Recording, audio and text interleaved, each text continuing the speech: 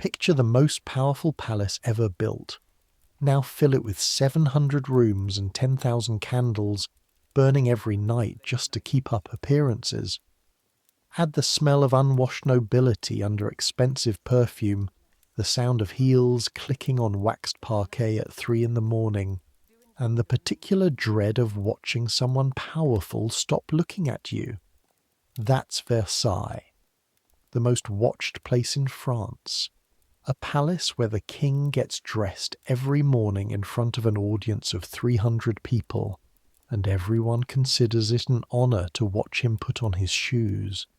A place where beauty is currency and grace is armour, and falling out of favour is a kind of death that happens very slowly, in public, while everyone pretends not to notice. We're going back there tonight. Not as visitors gawking at the Hall of Mirrors, not as tourists photographing the gardens. We're living it. One day, one woman, everything she would have seen, smelled, touched and survived. And I should say this now, right at the start, because it matters for everything that follows. The woman you'll be tonight is not the most important woman in that palace. She is not the mistress. She's not the queen. She's not even a minor noblewoman with an interesting title. She is the woman who dresses the mistress, the one who holds the pins, the one who unlaces the corset at night and sees the red marks the stays have left in the skin and says nothing, because saying nothing is a skill you learn fast in that place, or you don't survive long enough to learn anything else. She is the one on whom everything depends, because the woman she serves is the woman on whom everything depends, and that woman's star is falling.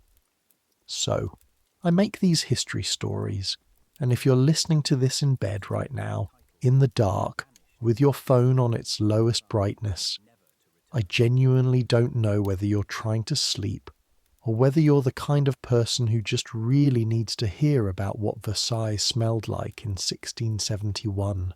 Either way, here we are. Get comfortable. Settle in. This one is going to take a while. Here we go.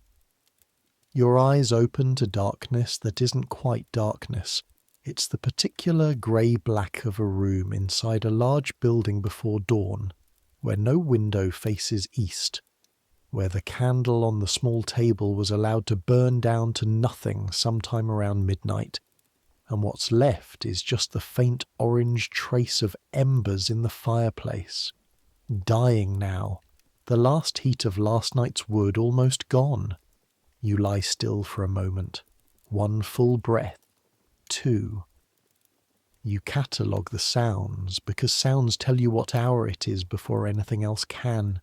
From far below, somewhere in the depths of the palace, a door opens and closes. That's the kitchen staff. They start at 4. Above that, from somewhere you cannot quite place, a voice says something, low and indistinct, and another voice responds, and then silence. Guards changing post. That means it's closer to 5 than 4, which means you have perhaps half an hour before you need to be at the door of your mistress's apartment, which means you need to get up now. You don't want to get up. The straw mattress under you is warm from your body, and the blanket is scratchy but sufficient, and the cold outside the blanket is a real and specific cold. The cold of stone corridors and tall ceilings and windows that don't quite seal against the November air. Versailles in autumn is cold in a way that a palace this grand should not be cold, except that the palace was built to impress, not to insulate. And the king is always warm because the king has apartments that are always warmed and everyone else manages. But there is no managing from under a blanket. You sit up. The smell hits you the moment you move. Not one smell. Layers. First the smoke. Wood smoke and candle smoke both. The residue of fire that burned through the night and is now ash. The fatty sweetness of wax mixed with the drier acidity of oak, coating the inside of your nose in that particular way that says palace, says Versailles. says home in the way that places become home before you notice it happening. Underneath that, mildew. The walls here sweat in autumn. The stone is too thick and the air too damp, and the moisture gets in from the outside and has nowhere to go, and so it grows, that particular grey-green smell of water finding places to live in old stone. Your room is small. It is a femme de chambre's room, which is to say it is a room that exists in the space between what the architect planned and what the actual business of living required, tucked into a half-story above the grander apartments, accessible by a narrow staircase that only servants use. The ceiling is low enough that a tall man would have to duck. You are not a tall man. You fit perfectly. And then, coming up from below, from the corridor, from the entire palace all at once, the smell that you could not have named before you came here and cannot unfind now that you know it. It is the smell of 10,000 people living in close quarters, in a building with no proper sewer system, doing what bodies do because bodies do not stop doing what bodies do simply because they are at Versailles. The corridors are used. At night, when the main rooms are inaccessible, when a courtier is 2 floors from his apartment and does not have time and does not want to interrupt whatever conversation he's having, the corridor is used. The corners of stairwells are used. In the mornings, before the servants have come through with mops and with incense burning in iron pots on wheels, the smell is everywhere and particular, and you have learned to breathe through your mouth in certain corridors and not to think too carefully about what your shoes are touching. You stand up from the mattress, your feet finding the cold floor, and reach for your clothes in the dark by feel alone. Your everyday dress, the grey one, serviceable wool, laid over the chair. Your stockings, your shoes, their leather stiff from the cold. You dress quickly because there is no point in doing it slowly when the room is this temperature, moving with the practiced efficiency of someone who has done this same sequence of movements for 3 years now, and whose body knows the geometry of this small room even in the dark. Your name is Isabelle de Maubert. You're 20 years old, the second daughter of a minor noble family from the Auvergne, from a village outside Riom where everyone knows everyone, and the main excitement of any given year is whether the harvest comes in before the first frost.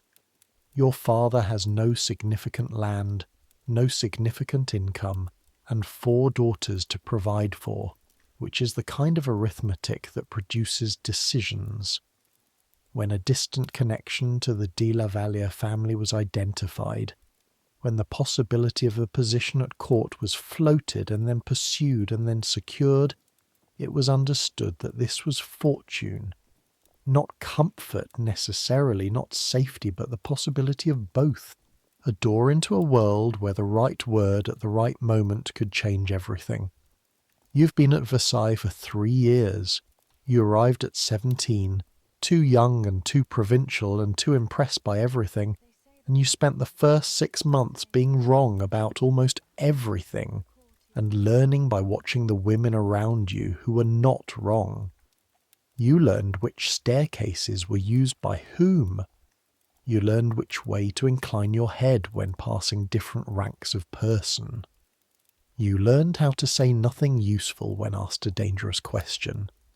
You learned the difference between honest inquiry and the kind of question where the questioner already knows the answer and is testing whether you do too. You are good at your work. Your hands are steady, which matters when you're pinning lace at a neck. Your eyes are sharp, which matters when you're checking a hem in the last minutes before an appearance. Your face, you've been told, reveals nothing, which matters more than either of those things. And your mistress. Your mistress is Louise Françoise de la Baume-le-Blanc, the Duchesse de La Vallière, 30 years old, with dark blue eyes and a slight limp from a childhood injury that she has spent years training herself not to show. She is gentle and religious, and genuinely kind in a way that is almost impossible at Versailles, where kindness is usually a tactic and gentleness is usually strategic. She came to court as a young girl, barely older than you are now, and she caught the king's eye in 1661, when he was 23 and newly absolute and hungry for everything, and she loved him. And this was the problem, the root of the problem that cannot be solved. She loved him genuinely and completely, and he for several years loved her back, or something near enough to love that the distinction didn't matter, and she had his children, 4 of them though only 2 survived, and she was given titles and apartments and diamonds and everything that said, "You matter, you're important, you are the centre of this orbit." And then Madame de Montespan arrived. Not all at once. That is not how it happens. It does not happen all at once, because if it happened all at once, you could locate the moment, point to it, say, "There, that's where it ended." Instead, it happened slowly over years, in increments small enough to be explained away individually and devastating in accumulation. A glance that lingers, a seating arrangement that has shifted slightly, a conversation that your mistress used to be part of that now proceeds without her, or with her presence acknowledged but not sought. The king still visits her apartments. He visited them last week.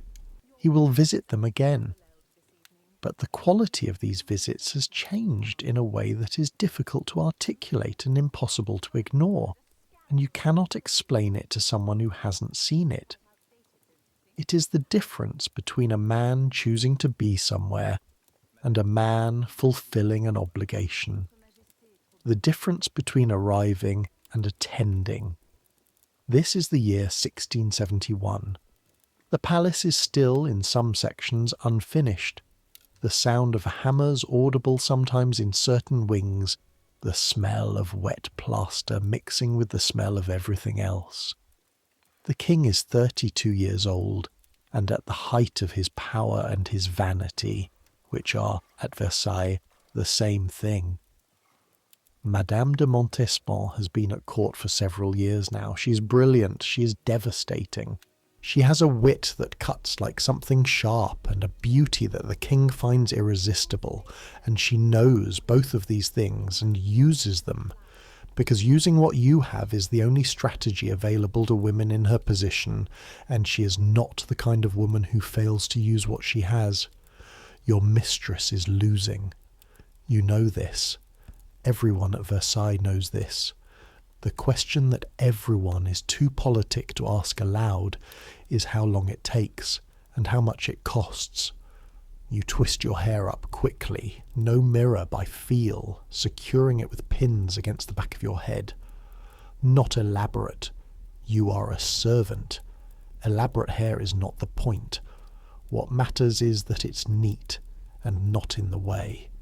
You wrap your shawl around your shoulders, the grey wool one that your mother embroidered along the edge before you left home 3 years ago. The small blue flowers starting to fray now, the colours fading, and you push open the door of your room into the corridor. The smell in the corridor is worse, as it always is. You breathe through your mouth and walk quickly toward the grander staircase, your heels on the stone floor, each step loud in the emptiness of this hour.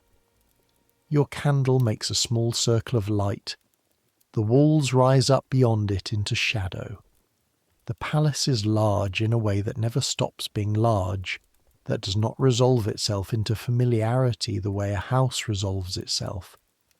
You walk the same corridors every day, and the ceilings still reach above your candle's range. The length of the hall still stretches beyond what you can see. The marble still gleams cold on either side. At the top of the staircase, a guard nods at you. You nod back. This is Francois, 26 years old, from somewhere in the Loire Valley. He is here every morning at this hour. You've exchanged approximately 15 words in 3 years. You know each other entirely by silhouette. The door to the antechamber of your mistress's apartments is unlocked for you, as it always is at this hour. Another femme de chambre, Marguerite, is already there, sitting on a low stool near the dying fire, her hands wrapped around a small cup of something warm, her eyes heavy. She looks up when you enter and makes a face that means still sleeping as far as we know. You check the fire first, low but not yet cold. You add 2 logs, carefully so as not to make noise, and wait for them to catch. The fire is the first thing because everything else follows from the fire. Without the fire, the room doesn't warm. Without the warmth, your mistress wakes cold, and starting a day cold when the day is already likely to be difficult adds a specific kind of weight that you can prevent, so you prevent it. While you wait for the logs to catch, you move to the dressing table and assess what needs to be prepared. The tortoise-shell comb, the silver brush, the glass bottles in their row, the rose water and the lavender water and the powder, white and fine as flour that goes into the hair and must be applied before everything else. The patches, small black silk crescents and stars, kept in a porcelain box with a painted lid. The mirror tilted slightly forward on its stand, so that the light from the window, when it comes, falls correctly. Today there is a ceremony in the afternoon, a formal entertainment in the larger apartments, music, probably a ballet piece, and supper afterward for the senior nobility, and the king will be present. And this means that your mistress must be dressed in the full formal weight of her position, which is to say in silk and in jewels and in something that says, "I am still here. I am still significant. You cannot look past me as easily as some of you are trying to." You've heard what they are calling her in some of the salons. Violette mourante. The dying violet. Someone said it in a moment of cruelty that was probably also a moment of accuracy, and these things travel at Versailles the way they travel nowhere else, which is to say, they travel with the speed of a whispered confidence and arrive at the ears of the person they concern within approximately 48 hours. Your mistress has not acknowledged hearing it, but she has not been sleeping. You can tell because her eyes in the mornings have a quality to them, an over-brightness that is not refreshment but its opposite, the look of a person who has been awake with their thoughts and has not resolved anything. The fire catches. The room begins slowly to warm. The second door, the inner door, opens, and your mistress appears. She's already partially dressed, which means she's been awake long enough to have put on her shift herself, which means she was awake very early, which confirms what you suspected. Her dark hair is loose, falling past her shoulders, and her feet are bare on the parquet floor, and her face in the firelight is the face of a woman who has not been sleeping well and is trying to compose herself before the day requires her to be composed. You say nothing about any of this. What you say is, "Good morning, Madame," and you move to take her shawl from where she has it wrapped around her shoulders, ready to begin. This is the ritual.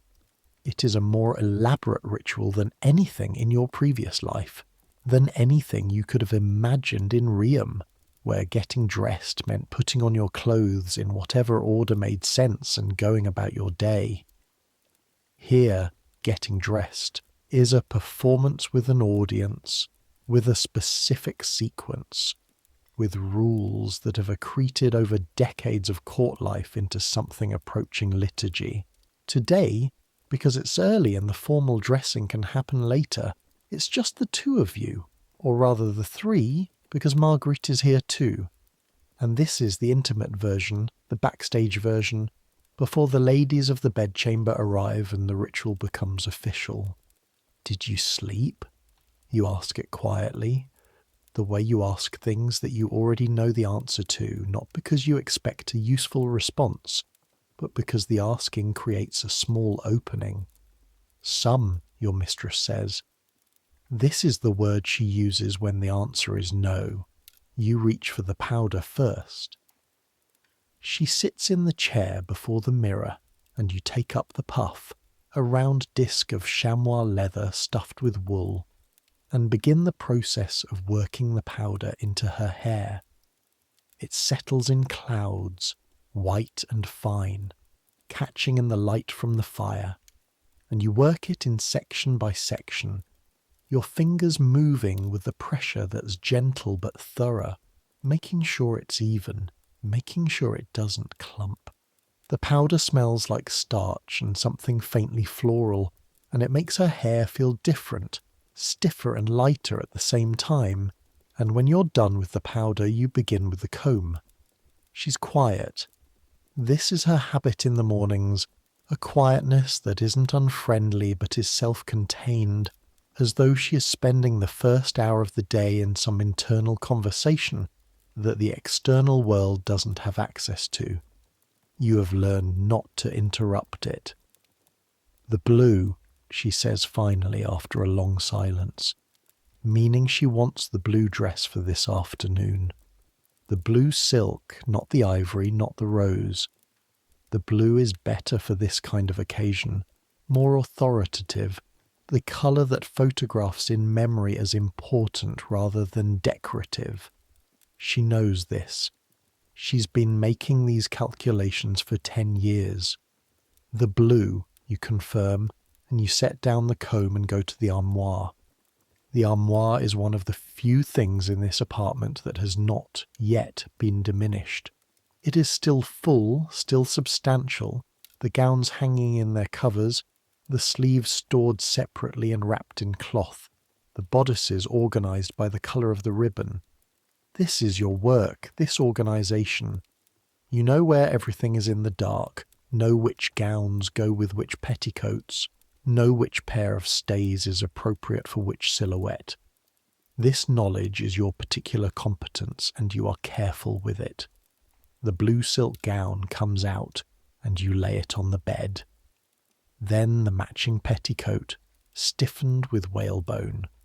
Then the separate sleeves, edged with cream lace.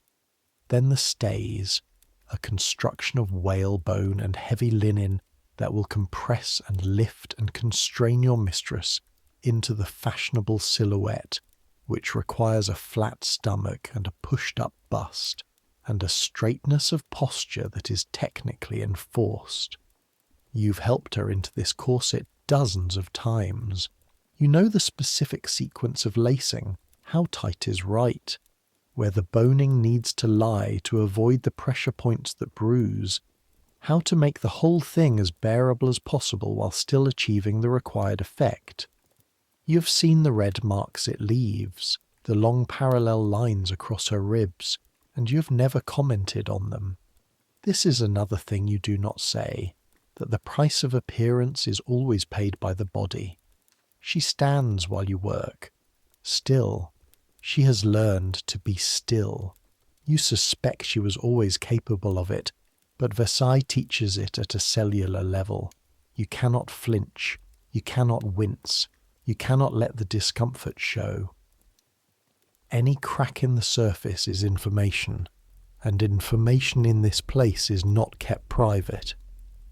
Will the Duchesse de Montausier be there today? She asks it lightly, as though she's asking about the weather. I believe so. The Duchesse de Montausier is a reliable ally, one of the women who remains genuinely on your mistress's side rather than merely performing neutrality while edging toward the new centre. A pause. And the Marquise de Thianges? The Marquise de Thianges is Madame de Montespan's sister. The Marquise de Thianges' presence at any event is therefore significant. Yes, you say. I believe she'll be attending. Another pause, longer this time. You finish with the stays and move to the petticoat, settling it around her hips, adjusting the fall. The silk rustles with a specific sound, the sound of fabric with structure, fabric that has been stiffened into shape. This is the music of getting dressed at Versailles, the whisper of petticoats, and the soft percussion of pins against bodice linen, and the occasional soft grunt of someone standing very still while an elaborate structure is erected around them. You bring the gown. Blue silk, the colour of sky reflected in water, with a shine that deepens toward indigo in the shadows of the folds. The bodice is embroidered at the stomacher with small flowers in silver thread. Tight work, hours of a seamstress's eyesight. The sleeves are separate and you attach them now, working at each attachment point with the practiced hands of someone who has done this particular task many times. You step back and look. She's standing straight, the stays doing their work, the blue silk falling correctly from her hips. And she is beautiful. She is still beautiful. She has always been beautiful, and this is, you have come to understand, part of the cruelty of the situation. If she were less beautiful, it might be easier. But she stands here in blue silk, and she is 30 years old, and still genuinely striking, and it doesn't matter. Beauty is not sufficient protection. Beauty brought her here, but beauty is not what keeps you here, and what keeps you here is the king's sustained attention, and that attention is sustaining itself elsewhere. She turns to the mirror, looks at herself for a long moment. Her expression gives nothing away. "The sapphires," she says. You go to the jewellery case. The sapphires were a gift from the king several years ago. A set, necklace, earrings, the small aigrette pin for the hair. They are real sapphires, a deep blue that matches the dress with an accuracy that might be coincidence or might be the result of a woman who has learned to plan several steps ahead. You lay the necklace first against the skin of her décolletage and fasten the clasp at the back, your fingers working the small gold mechanism with care. She touches the stones with one finger, doesn't say anything.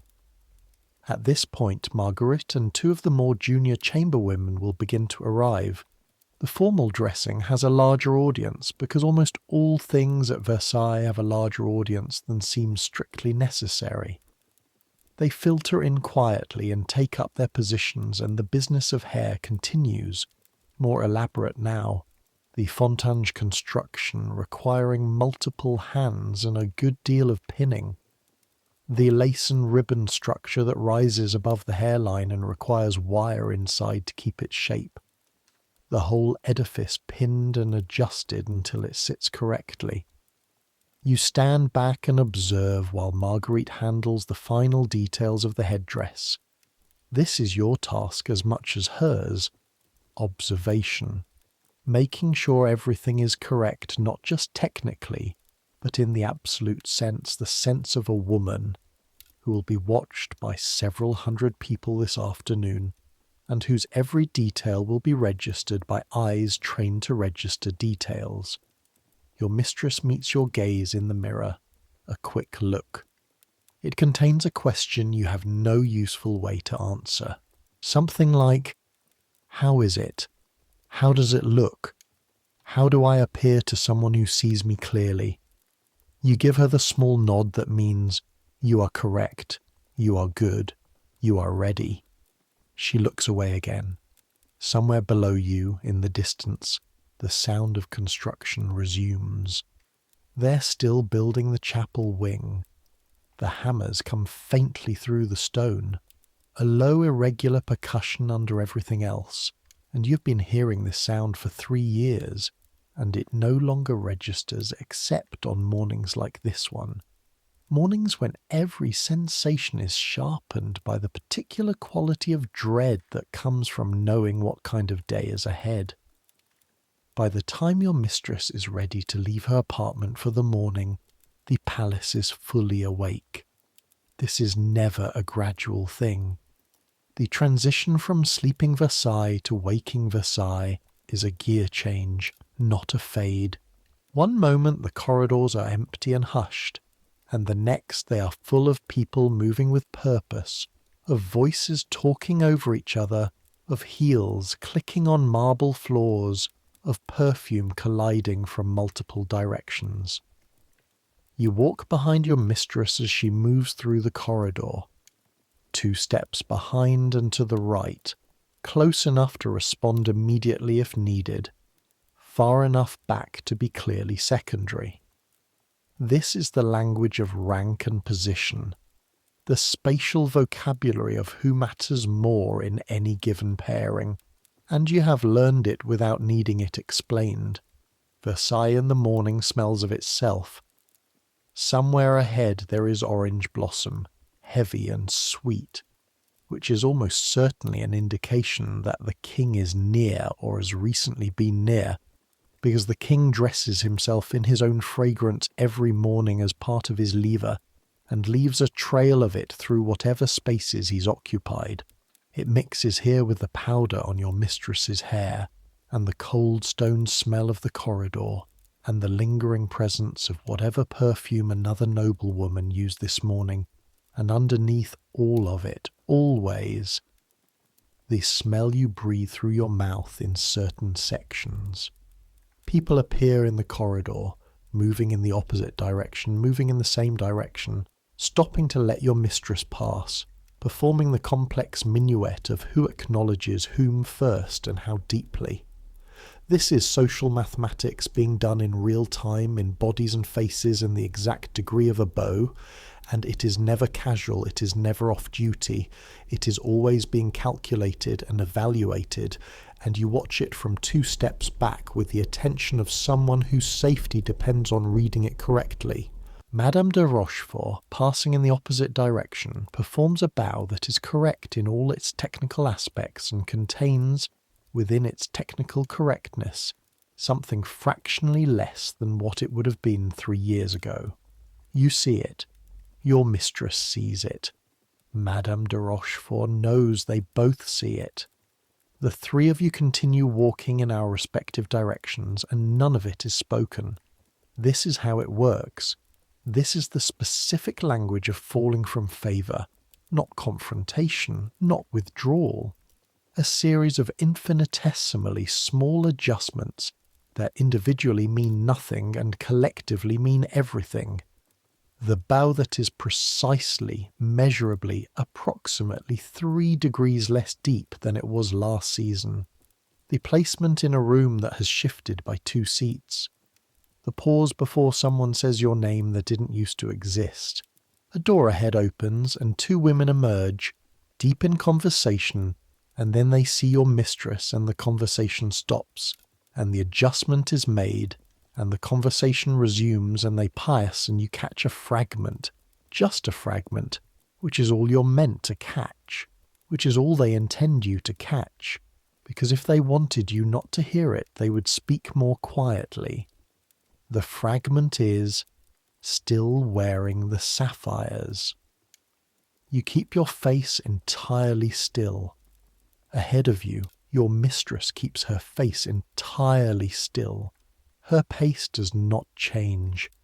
The slight limp, carefully controlled, makes its presence known in the rhythm of her steps, a rhythm you have been listening to for 3 years and know as well as your own. The morning progresses. The Queen's apartments are in a different wing, and your mistress's morning obligations take her past them, not into them, but past them, a trajectory that requires its own set of calculations. The Queen is Marie-Thérèse, the Spanish Queen, the legal wife, the one whose position cannot be threatened, whose sapphires are in a sense more real than anyone else's sapphires, because they are founded on something that an entire church apparatus supports. The Queen and your mistress have a complicated relationship, which is to say they have no relationship, which is to say they have the relationship that exists between 2 women who both love the same man and cannot admit this to each other, and must exist within 200 feet of each other at all times. You turn into a narrower corridor that takes you toward the morning audience chamber, where your mistress has business that you can assist with, letters to read and responses to draft, the administrative substance of a position that is still, technically, still a position of significance. It is in this corridor, walking quickly because the October air is cold and the fires haven't yet fully warmed these secondary passages, that you see the other entourage, not Madame de Montespan herself, not yet, but her women, 3 of them, moving in the opposite direction, and even if you didn't know their faces, you would know by the quality of their movement that they are people going somewhere rather than away from something. The difference is perceivable. It is in the head position, the angle of the shoulders, the pace that is unhurried, because unhurried means you're not running from anything. They see your mistress, the calculation happens, the bow that is performed contains again its own information, not disrespectful, not incorrect, but performed with a particular precision that is itself a statement. The precision of people who are being watched from multiple directions and know it. The precision of people who belong to a rival camp and are managing the relationship correctly, which is to say coldly. Your mistress receives the bow with exactly the grace that she always brings to exactly these situations. Smooth, contained, returning nothing that can be used against her. They pass. You exhale slowly through your nose. "Isabel," your mistress says without looking back. "Madame." The blue chair near the window in my apartment. The seat is slightly loose. "Will you have it looked at before this afternoon?" It is not about the chair. There is no loose chair. What she's saying is, I noticed everything you noticed, and I am composed, and we will not speak of it, and find something to do with your hands for a few minutes. "Of course, madame," you say. She's good at this. She's very good at this. She's been practicing for 10 years. The morning audience chamber is a room that looks exactly like what it is. A room designed to demonstrate the importance of the person receiving the audience. Large, high-ceilinged, with tall windows facing the garden, and a fire burning in the elaborate stone hearth, and chairs arranged in a specific hierarchy. The most important chair at the focal point of the room, and the lesser chairs arranged in descending importance away from it. Your mistress sits in her chair. You take your position near the door, slightly to the left of it, where you are visible but not obtrusive, where you can be reached quickly if needed but are not in the field of direct attention. There are letters.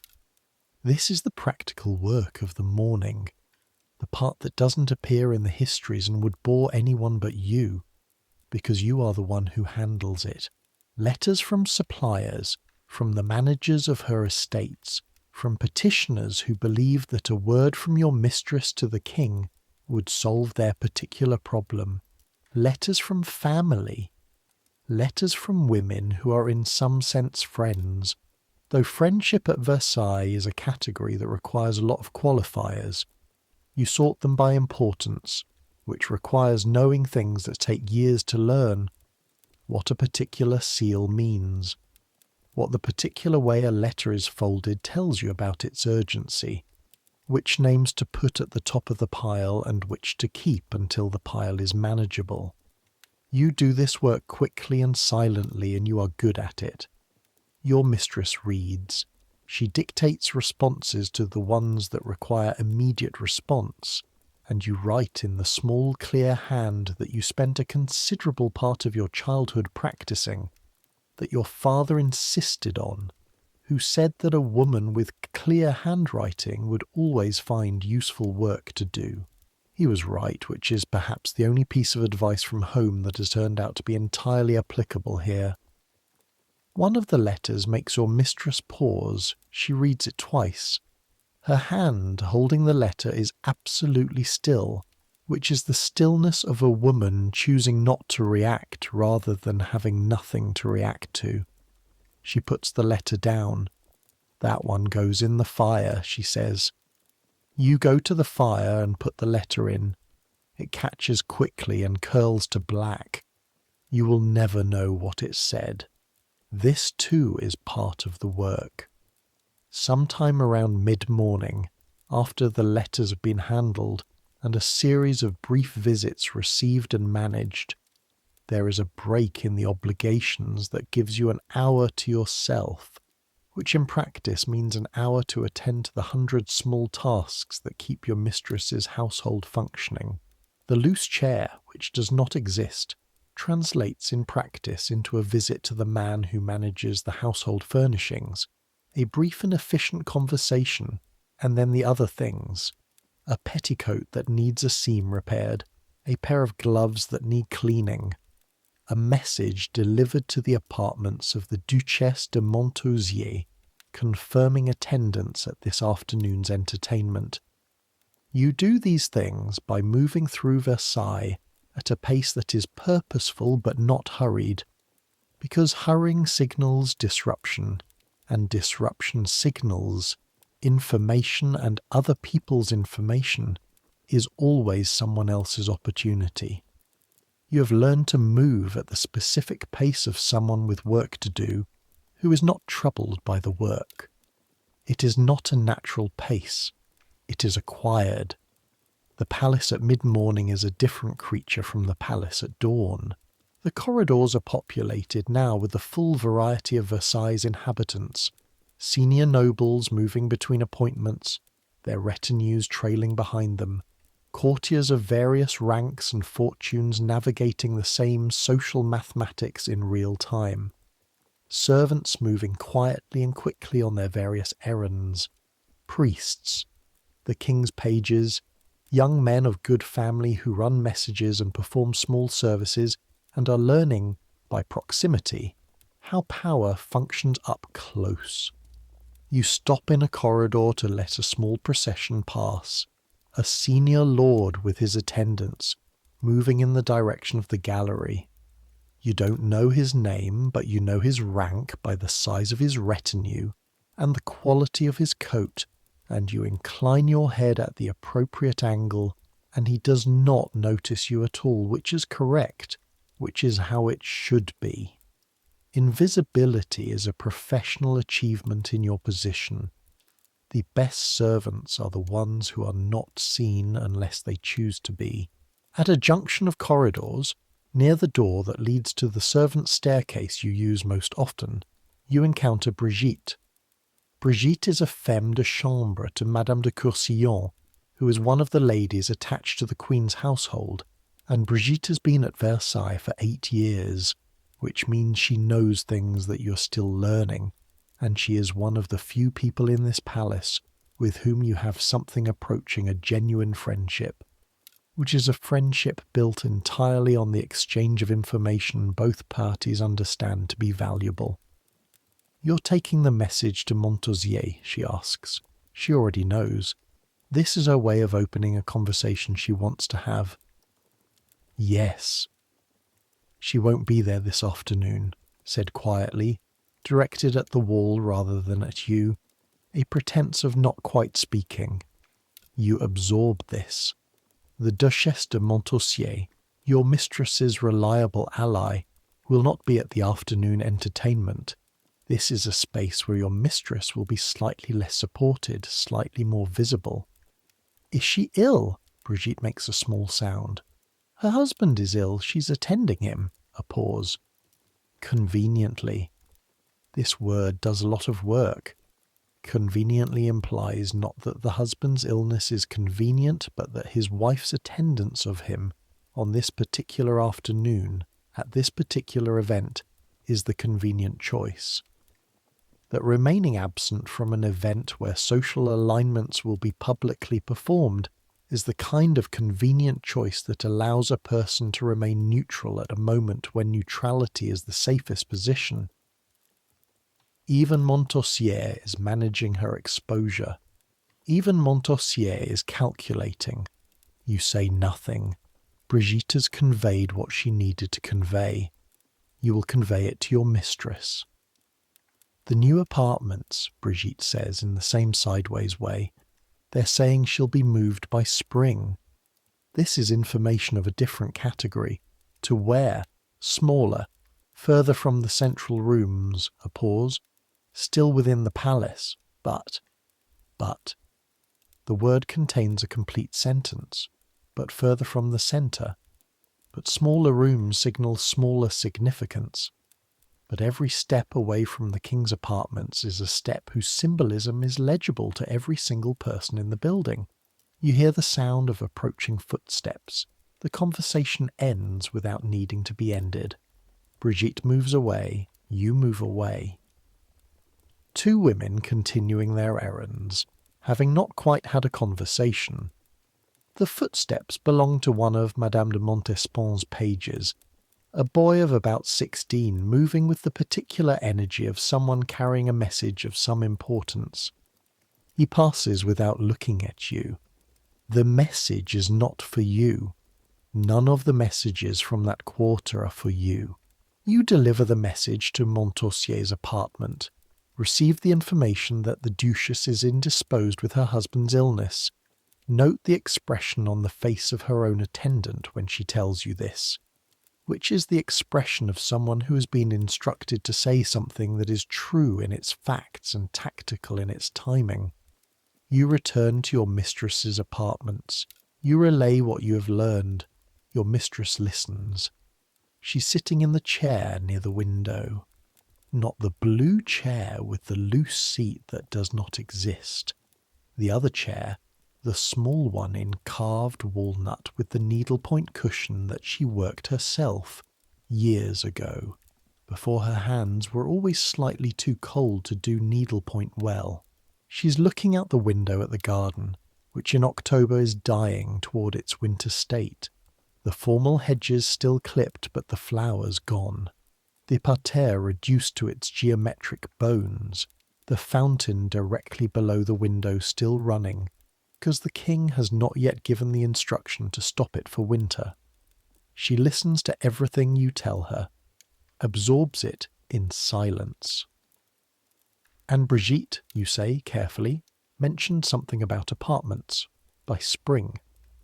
A pause, very long. Yes, your mistress says, I know. She knew. She has known. You were the last to know in this small triangle, which means the information was managed, which means your mistress has had to sit with this knowledge for some time before it came to you, and you did not know to be present to her while she was sitting with it. You feel something, not quite guilt, something adjacent to it. You want to say something useful, something that would genuinely help. You are 20 years old, and you have been at Versailles for 3 years, and you've learned a great many things, but you've not yet learned what to say to a woman whose world is being quietly rearranged around her by a man she loved genuinely and completely, and who is choosing not to protect her. You say the true thing, which is also the only thing available. I'll make sure the blue is ready for this afternoon. Your mistress doesn't turn from the window. Yes, she says, thank you. The afternoon ceremony is held in the larger apartments on the first floor, a series of connected rooms that together form the formal public theatre of the court. You know these rooms by their smell as much as their appearance, the smell of many candles, hundreds of them, the beeswax ones for formal occasions, their smoke rising in warm columns toward the high ceilings, the smell of many bodies in expensive clothes, the competing perfumes of 100 noble women and men, the smell of the food that will be served later, filtering through from the direction of the kitchens. Your mistress enters the rooms at the appropriate moment, having timed her arrival with the precision of a woman who knows that arriving too early signals eagerness, and too late signals disrespect, and the precise moment between them is a statement in itself. She moves well. You have always admired how she moves, the limp controlled, her head at the angle that makes the fontange headdress sit correctly, her back straight with the assistance of the stays. You follow at your 2-pace distance. The rooms are already populated. Perhaps 200 people in the connected sequence of salons, the density increasing as you move toward the centre where the entertainment will take place. Tapestries on the walls, painted ceilings, the smell of the candles intensifying. People see your mistress. The social transaction occurs over and over as she moves through the rooms, the bows, the acknowledgements, the slight calibrations of warmth or coolness. You watch all of it. You read it the way you read letters in the morning, sorting by importance, noting the ones that deviate from expectation. The room where the entertainment will begin is almost full. The seating for those who will sit has been arranged, and here is where the information is most legible. Because seating arrangements at Versailles are not accidental. They're deliberate, discussed, decided in advance by people whose job is to manage the visual politics of the court, and every person in the room who is at all paying attention reads the seating arrangement the way a musician reads a score. Your mistress is seated. Her seat is correct for her rank, which is still significant, still substantial. She sits with the uprightness of her corset and the composure she's been practicing since she arrived here as a girl, and she is beautiful in the blue silk and the sapphires, and you are standing with the other attendants along the wall, and from your position you can see the entire room. You can see when Madame de Montespan enters.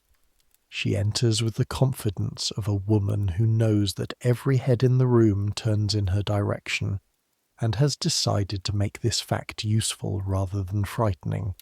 She's wearing deep rose, the colour deliberate, the colour of someone who has no anxiety about being noticed. Her hair is elaborate, higher than your mistress's, the fontange construction more ambitious. Her jewels are extraordinary. But it isn't the jewels or the dress or the hair.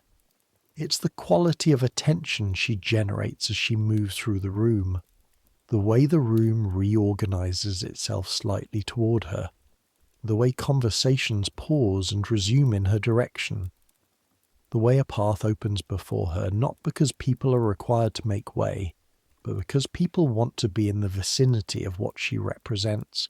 She finds her seat. Her seat is, by a measurement that is technically invisible and completely obvious, closer to where the king will sit than your mistress's seat. Not dramatically closer, not enough to be protested or formally contested, just closer, 1 row, perhaps 2. The difference between close and slightly less close, the difference between centre and periphery. This is the ceremony, not the music, not the ballet, not the supper to follow. This is the ceremony, the arrangement of bodies in space, the spatial grammar of power, the visible demonstration of a shift that has been occurring for months in private, now made public in the most public possible context. From the wall, you watch your mistress receive this information. She receives it without flinching. She sits in her chair and she holds her head at the correct angle, and the sapphires lie against her skin, and her face is composed, and she's performing something that requires extraordinary effort, which is the performance of a woman who is not performing. The musicians begin. A quartet of strings, then the larger ensemble. The ballet begins. The corps of young men and women in their allegorical costumes, the sun and the seasons and the virtues. This is Louis's particular taste, the allegorical ballet, the kind of entertainment that puts the king at the symbolic centre, even when the king is sitting in the audience. The music is good, the dancing is very good. You don't watch the dancing, you watch the room. You watch the moment when the king enters, which is perhaps 20 minutes into the entertainment. The late arrival calibrated to demonstrate that even the entertainment rearranges itself to accommodate him rather than the reverse. He enters from a side door, attended, and the room's attention shifts as a single organism, and there is the small rustle of acknowledgement, the adjustment of bodies. He is 32 years old. He is magnificent in the way that power creates magnificence regardless of the underlying material. He's dressed with the same extraordinary detail that goes into everything at this court, the coat embroidered, the wig immaculate. He moves into the room with the confidence of a man for whom the entire world has been arranged to be comfortable. He glances at your mistress, a genuine glance, a recognition, the kind of look that acknowledges a person's existence. Then his attention finds Madame de Montespan, and the glance becomes something else. Not longer exactly, but different in quality. The way light is different when it falls on something you want from how it falls on something you are keeping. Your mistress's chin does not move. Her hands in her lap do not tighten. The blue silk does not shift. She is extraordinary. This is what you think standing against the wall with the other attendants, watching the room perform itself. She is extraordinary. She has been asked to endure something humiliating beyond easy description, in public, in front of 200 people who are watching for exactly the crack you're watching for, and she is enduring it with a completeness of composure that is its own kind of strength. Maybe the only kind she has left available. The entertainment continues. The music is very beautiful. One of the dancers is excellent, you notice. A young man who moves with an ease that seems effortless and is certainly not. And you find yourself watching him for a while, following the movement purely as movement, giving your mind something specific to do that isn't reading the room. But the room is always there. You cannot stop reading it. Supper afterward is in a long room with 2 rows of tables, the senior nobility seated, the lesser attendants arranged along the walls. You're along the wall. You eat later in a different room at a different table. What happens at the main table is not your direct concern, but is entirely your concern. You observe through the open doors the seating, the conversations, the movements of servants carrying dishes of extraordinary elaborateness. You observe the king at the head of the table and Madame de Montespan at a place of significance, and your mistress at a place that is correct and a little bit further than it used to be. You eat your supper when it comes. The bread is good. The meat is less good. The servant's version of whatever was served at the main table. The same animal, but a different cut. Tougher, colder. You eat it because you need to eat. Because the afternoon and the evening will be long, and your body's requirements do not pause for social anguish. Marguerite is beside you, eating her own supper. She doesn't talk. Neither do you. You are both watching the open door. It's a lot worse than last year, Marguerite says quietly to the bread she's holding. Yes, you say. My cousin is in the household of the Marquise de Sévigné. A pause. She said there's a position. You look at her. She's still looking at her bread. I'm not looking, you say. No, she agrees. Neither am I. But she told you, and you heard her, and the information sits in the space between you. After supper, after the remaining formalities, you help your mistress return to her apartments. The undressing is another ritual. The reverse of the morning's work, the fontange coming down, the pins extracted, the elaborate structure dismantled, the stays unlaced, the red marks examined in the candlelight, the familiar parallel lines deeper tonight than usual, which tells you that she held herself tighter today, that the composure was worked for more than it usually is. You say nothing about the marks. You apply the rose water and the salve. You help her into a nightdress. You make sure the fire is properly banked. You ensure the candles near the bed are secure. She sits at the dressing table while you remove the last pins from her hair and brush it out. The powder comes away in small white clouds with each stroke of the brush. Her hair underneath is dark and soft, falling loose around her shoulders, and she looks, in this moment, nothing like the woman who sat composed in the blue silk and the sapphires for 3 hours. She looks tired. She looks her age. She looks like someone who has been carrying something very heavy for a long time. You brush her hair and you don't speak and she doesn't speak, and the fire pops once and settles, and the candles make the room warm and golden, and outside the palace the October night is cold and dark and vast. "Isabel," she says finally. "Madame." She's looking at herself in the mirror, not at you. "Are you happy here?" The question is unexpected. You take a moment to consider it, not because you're uncertain of your answer, but because the question deserves consideration. "I am useful here," you say. She absorbs this, gives a small sound that might be a laugh. "Yes," she says, "we're all useful here." A pause. "You should start thinking," she says, still to the mirror, to her own reflection, "about where you would like to be useful. If the situation here were to change." There it is, said out loud, in this small room, in this moment of hair and firelight and exhaustion.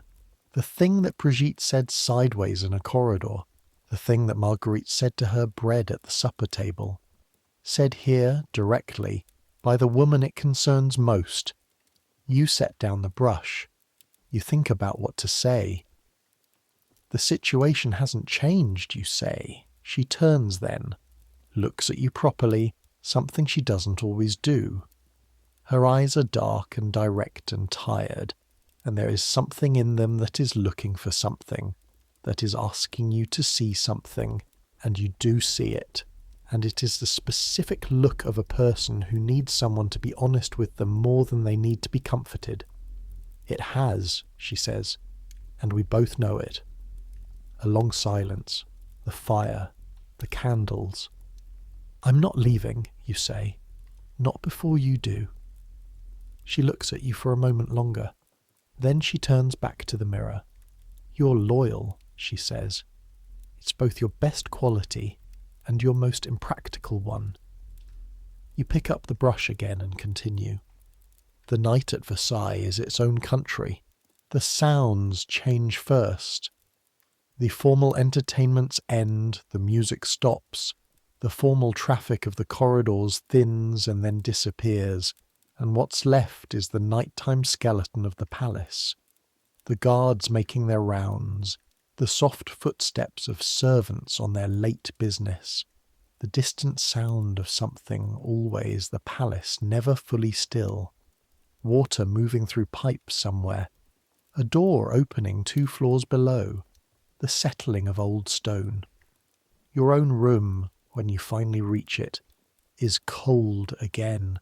The fire went out while you were working. You bank it quickly with what wood is left, not enough to last the night, just enough to take the edge off the temperature, and you sit on the edge of your mattress and take off your shoes and look at the small window, black now, the October sky showing nothing. You think about what your mistress said, about thinking about where you would like to be useful. You think about Margaret's cousin and the position in the Sévigné household. You are 20 years old and you have been at Versailles for 3 years, and you have no money of your own and no position except this one, and the position is, by your own analysis, precarious. This is true. It is true, and it requires a response, and the response is, apparently, preparation. But what preparation looks like, when you've decided you're not going anywhere yet, is harder to define. You lie down without undressing, which is what you do when you're too tired to bother with the sequence of buttons, and you stare at the low ceiling and you think. What do you know about your mistress? She is genuinely kind. She is genuinely religious.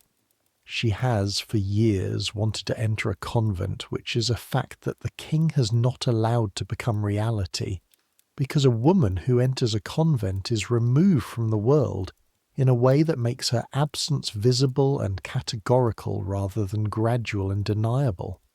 She has had 4 children by the king, 2 living. She has been publicly humiliated in every possible social context. She has endured all of it with a grace that is, from where you stand, genuinely moving. What you know about your own position, it rests on her. If she moves, you move. If she is diminished, you are diminished. The apartments that will be reduced in spring are the apartments you walk through every morning. The significance that is being leached from her household is the significance that gives your position its value.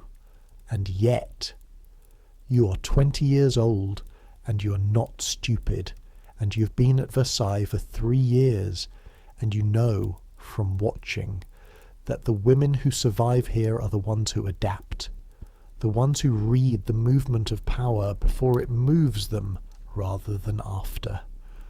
You are also loyal. You said it to your mistress's face and you meant it. These 2 things are in tension. They will remain in tension. You will have to live in the tension for a while longer. You close your eyes. The palace sounds continue around you. Far below, someone is moving quickly in a corridor. The guard change in the external courtyard, muffled but audible. The creak of old timber somewhere in the walls. You fall asleep faster than you expect to, which is what exhaustion does, which is the one mercy of days that require everything from you. In the morning it starts again. The months that follow are a lesson in gradations. There is no single event. There is no day when you can say, that was the day it ended. There are instead sequences of small events, each of which is deniable and together form something undeniable. The apartments are reduced in February. Not catastrophically, not stripped, but tightened. 2 rooms rather than 3 in one section. The drawing room that was used for private audiences no longer formally hers. The adjustment of the household's budget, invisible to most people and entirely visible to you, who handle the household accounts with the man who manages them. The number of wax candles reduced slightly, replaced with tallow, which burn darker and smell of rendered fat. Your mistress receives each adjustment without visible reaction. She continues her morning routine, her letters, her formal appearances. She continues wearing the sapphires when the occasion demands it.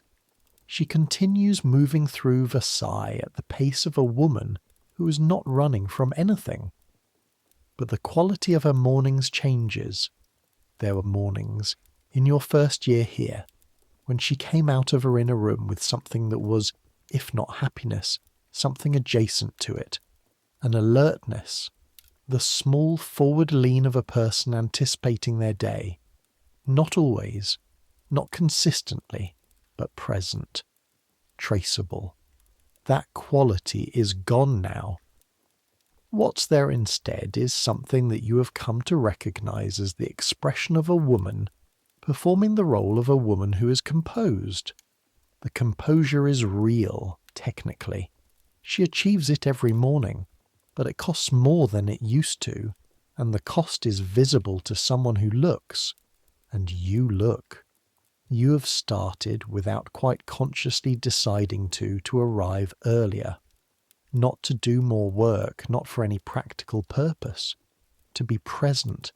To be in the room when she comes out of the inner room, so that she does not come out to an empty room. This is not required of you. It is a choice. and it costs you an hour of sleep that you cannot replace, and it seems to matter to her, the small matter of not being the only person in the room. She has never said this. She will never say this. But she knows you're doing it, and on the mornings when you're there, the composure is slightly easier, slightly less worked for. This is, you think, the most useful thing you have ever done. Spring arrives slowly. The gardens below your mistress's windows begin to change, the hedges sending out their first green growth, the parterres showing colour. The fountains, which were stopped for winter, start up again when the king gives the instruction, which you hear about not directly but through the network of palace information, someone mentioning it in a corridor, and then confirming by going to the window and seeing the water catching the spring light. The king still visits your mistress's apartments.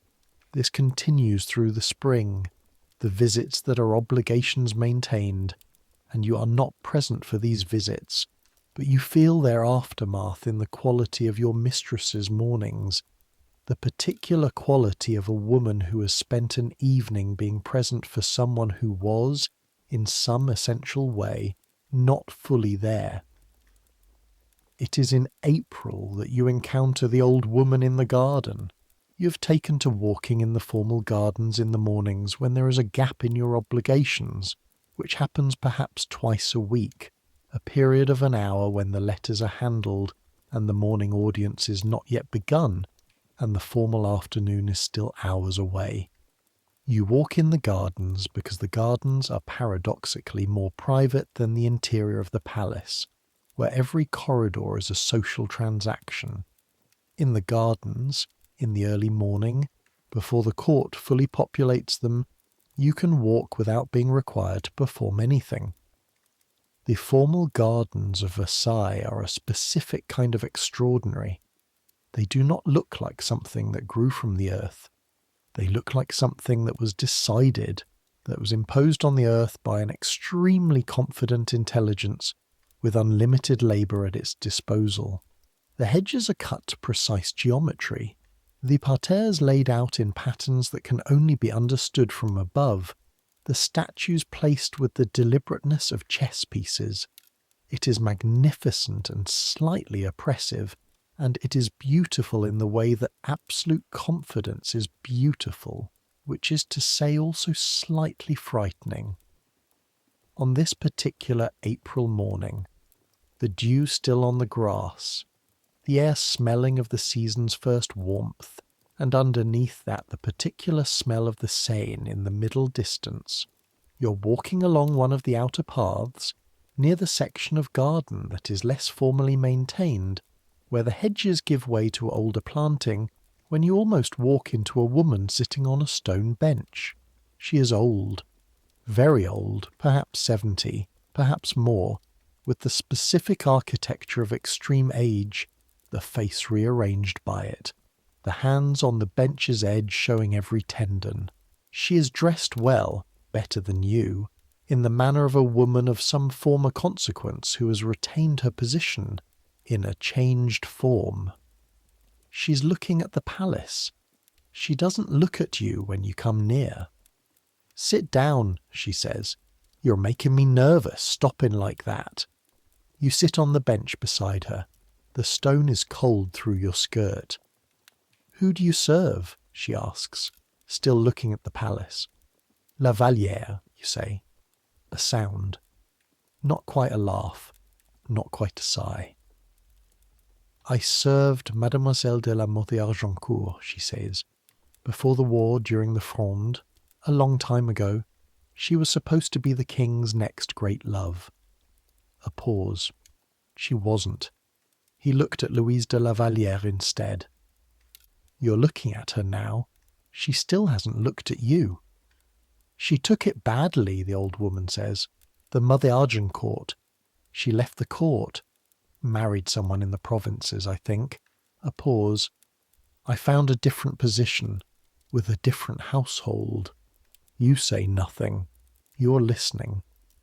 "The thing you need to understand," she says, and now she does look at you, with eyes that are still sharp in the landscape of her face, pale grey and direct, is that the palace has been here longer than your mistress, and longer than the favourite before her, and longer than the one before that. The palace will be here after all of them. She looks back at the building. The positions remain. The people filling them change. A wise woman stays close to the position rather than close to the person filling it. That sounds, you say carefully, like advice to abandon your mistress when she needs you. It sounds like that because you're young, not unkindly. What it actually is advice to survive so that you can be useful to the next person who needs you. You can't help anyone if you're ruined. The fountain nearby sends its water up in a clear arc against the blue morning sky. It falls back into itself with a sound that is both repetitive and deeply satisfying, the way repetitive things can be when they are also precise. How long have you been here, you ask? 40 years, she says. 40 years? The thought is difficult to hold. You have been here 3. I've watched 6 favourites rise and fall, she says. Some of them went into convents, some of them married after, some of them simply became smaller and smaller until they were almost not there. The smartest ones left before they had to be pushed. She pauses. Your mistress is devout, isn't she? She's been asking to enter the Carmelites. For years, you say. Then she has her exit already prepared. She's just waiting for the king to permit it. A pause. He'll permit it eventually, when it becomes convenient to have her gone rather than inconveniently present. She stands from the bench with the careful deliberateness of someone whose joints are no longer casual. The question for you is what position you want to be in when she goes. She begins walking slowly toward the section of garden where the older planting creates a more sheltered path. You sit on the stone bench and look at the palace. 40 years. 40 years of watching this building and its inhabitants. 6 favourites. The mathematics of power. The positions that remain when the people filling them are gone. The fountain arcs up and falls back.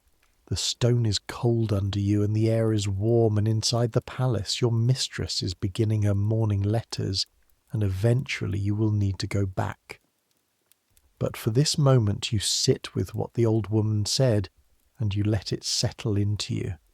Not because you've changed your mind, not because you're making a decision yet, but because the truth of a thing doesn't stop being true because you're not ready to act on it. You've been watching your mistress's position erode for months. The question is what you do with that watching. You do. The months continue. You learn things, in the way you learn things at Versailles, which is by accumulation rather than instruction.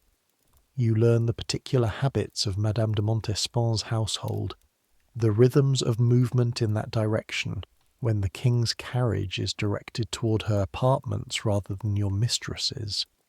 You learn the faces of the people who are making the transition, the courtiers who were neutral last season and are now slightly less neutral, the women who are beginning to orient themselves toward the new centre.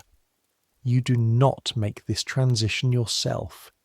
You also do not pretend it isn't happening.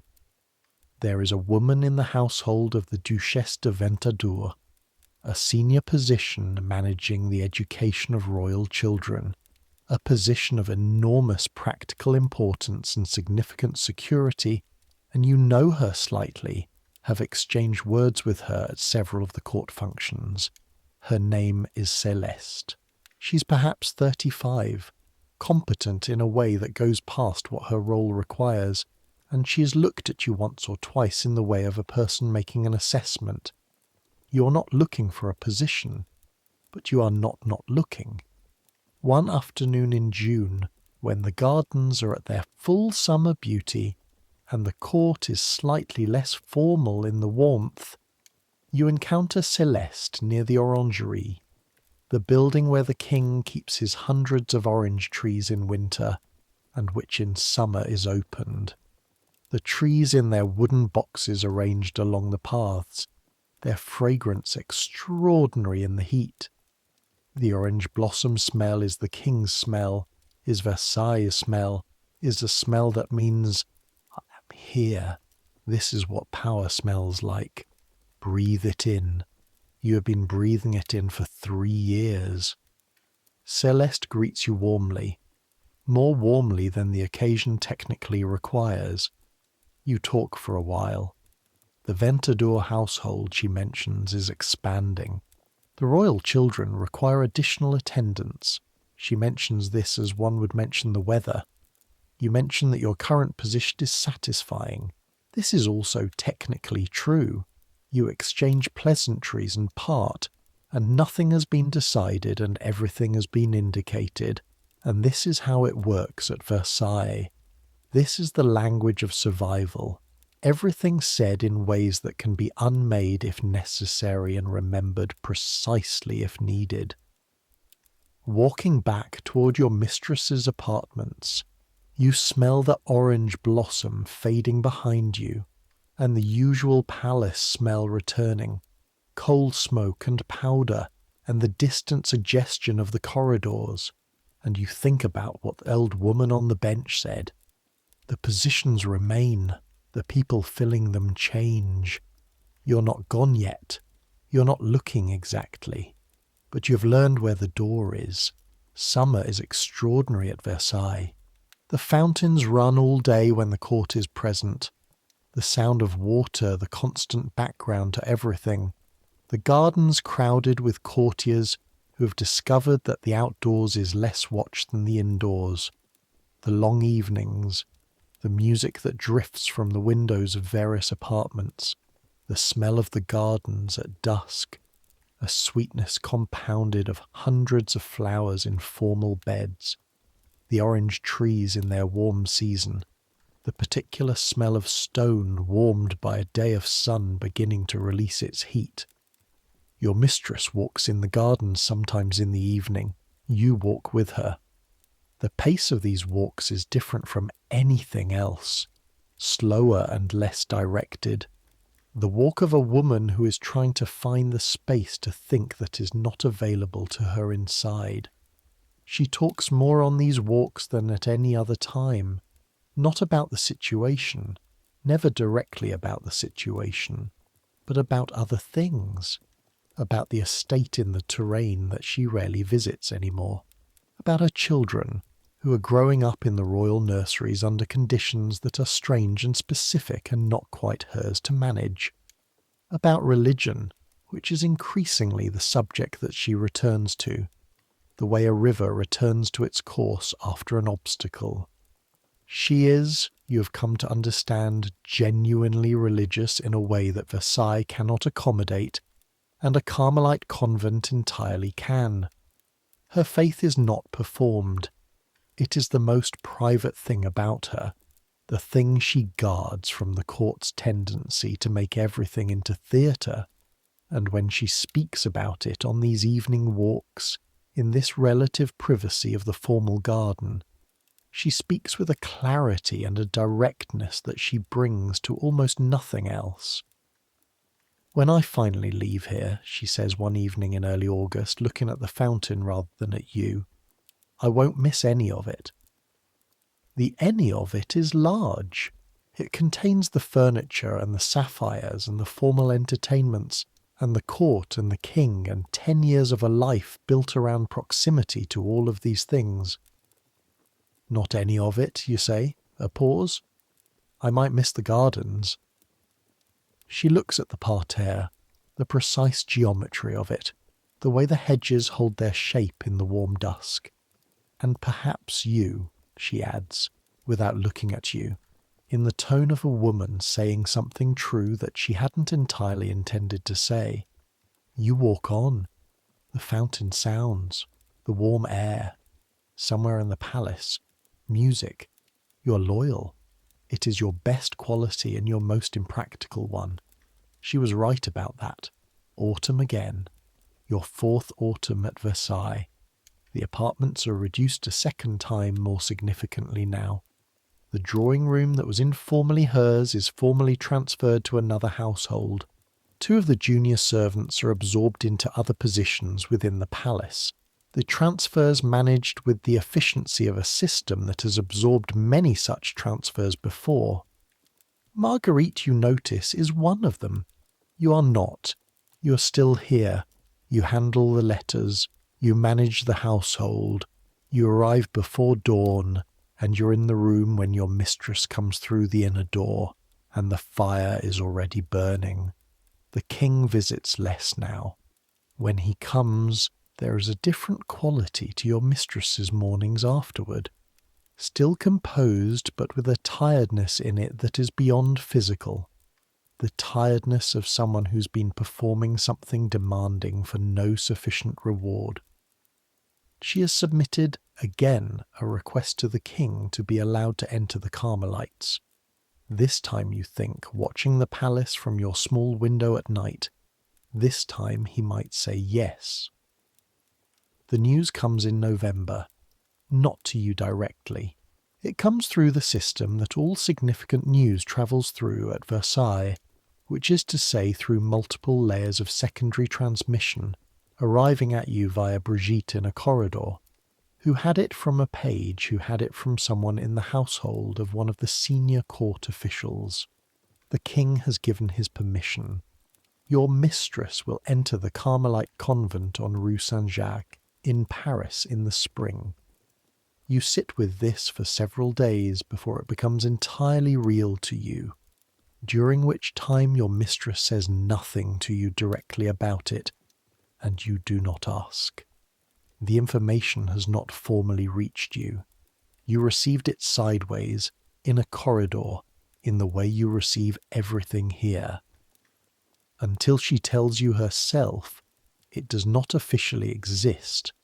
She tells you in December, not in the morning, not during the letters, not in any of the formal contexts. She tells you one evening when you are brushing out her hair, late, the palace quiet around you, the fire down to orange embers.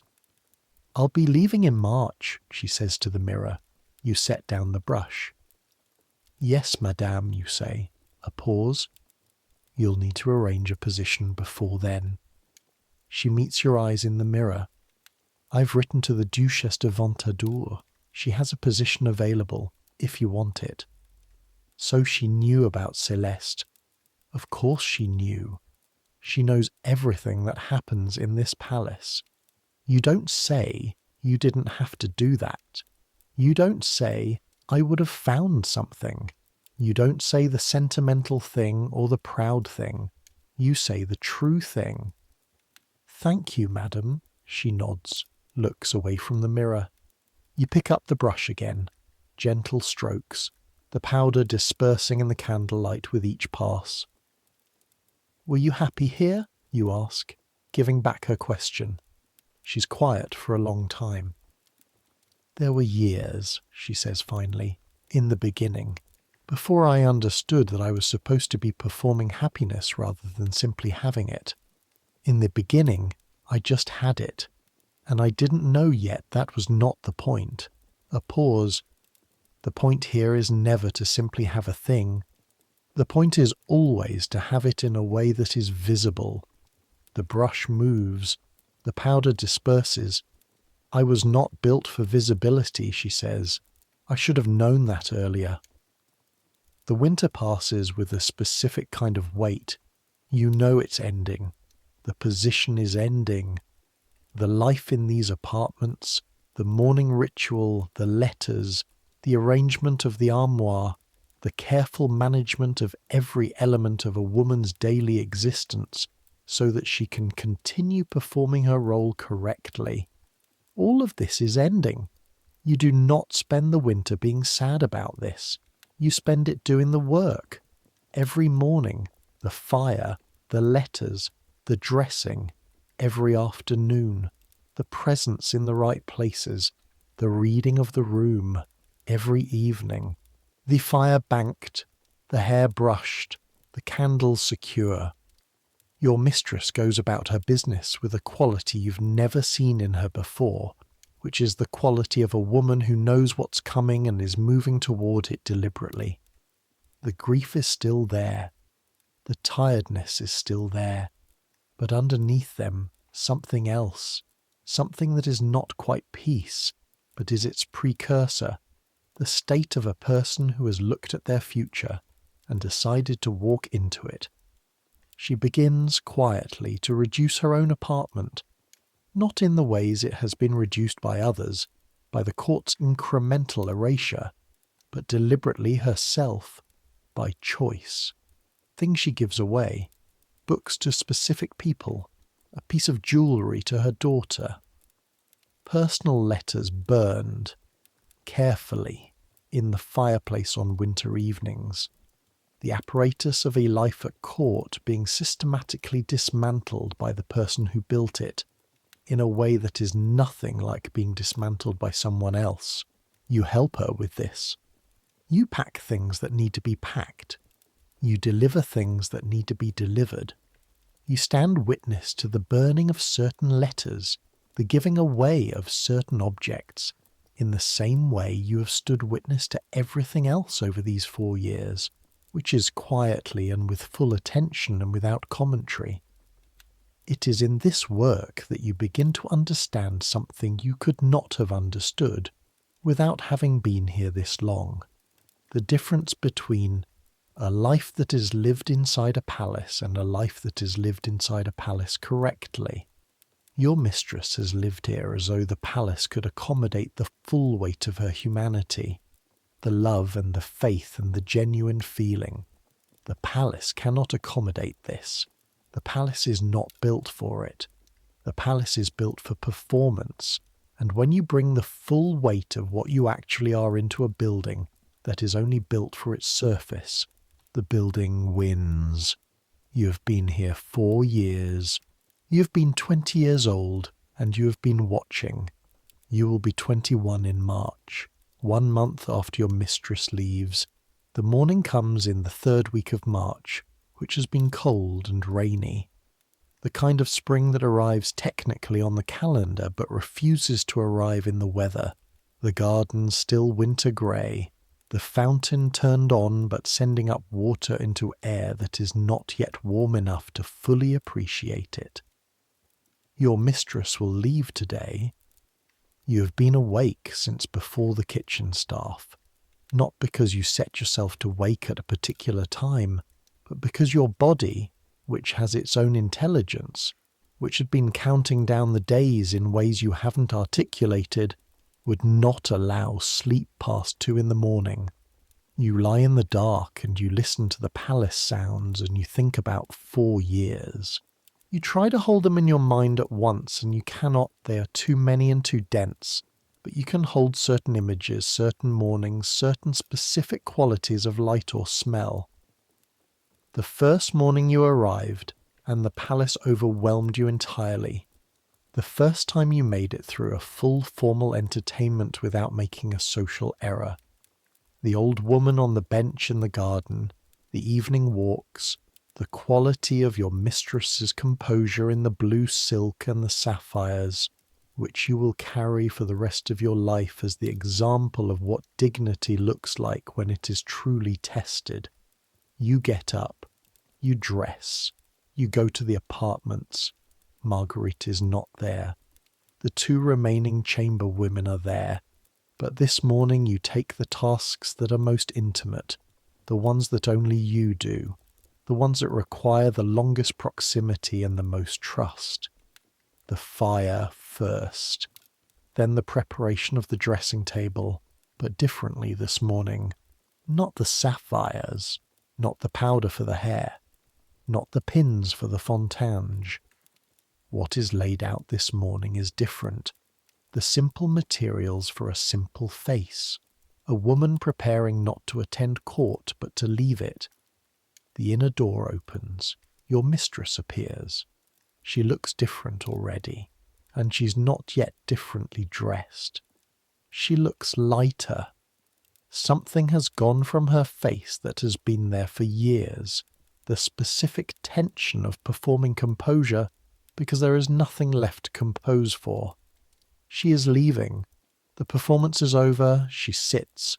You begin. The morning ritual simplified. The brushing of her hair, not for elevation but for neatness. The simple arrangement of it. No fontange, no wire structure, nothing that requires pins.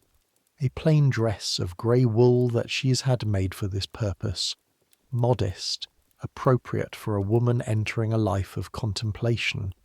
No embroidery, no silk. You work in silence. There are things you want to say, and you do not say any of them. The dressing complete, she stands before the small mirror and looks at herself. And something happens in her face that you have never seen before in 4 years of watching that face every morning. Something opens. Some muscular tension that has been held for 10 years releases. She does not look sad, and she does not look happy, and she looks precisely like herself. "Well," she says. You look. You start and stop. She looks at you in the mirror. Waits. "You look right," you say. It is not a court compliment. It is not an observation about silk or about the fall of a gown or the placement of a jewel. It is just the truth. She turns from the mirror. The apartments are almost empty. The things she's taking are already packed, small. A breviary, a few personal items, the correspondence she has chosen to keep. Almost nothing. You walk with her through the apartments for the last time, not quickly.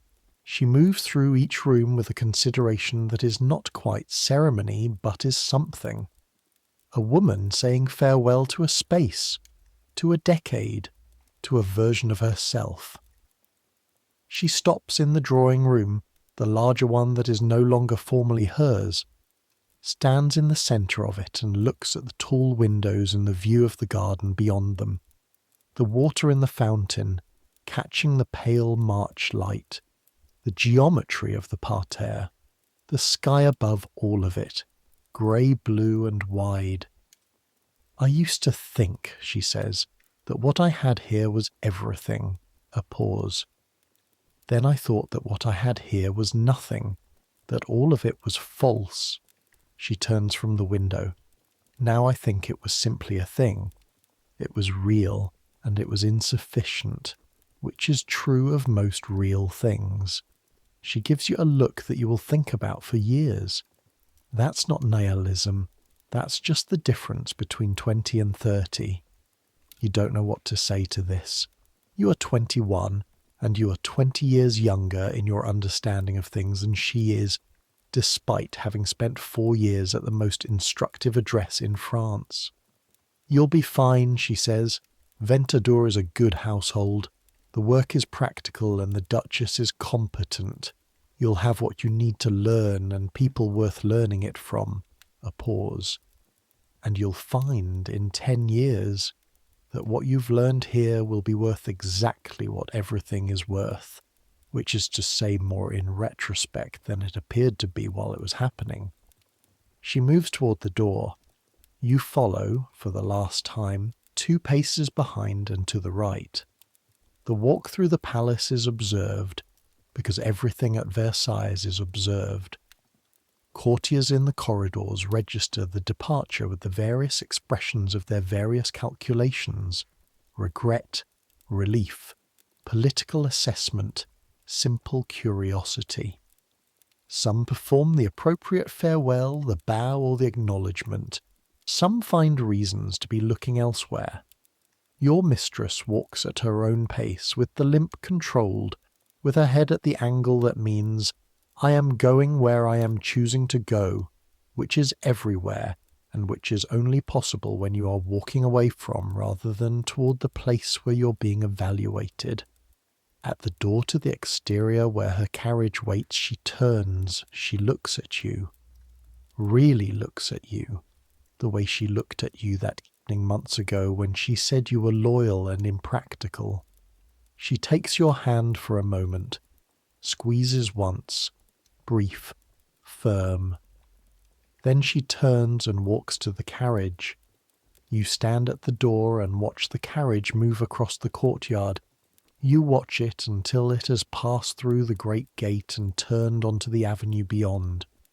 The palace continues behind you, heels on marble, someone's voice in a corridor, the sound of the fountain in the garden.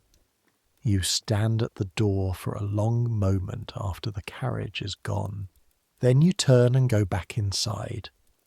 The Ventadour household is in a different wing, on a different floor, and it takes you 2 weeks to move your small inventory of possessions and to establish yourself in the new room, which is marginally larger than the old one and has a window that faces east, and therefore has morning light, which your old room did not, and which you find yourself grateful for in a way that surprises you. The work is, as your mistress said, practical. The royal children's household is a structured and purposeful operation.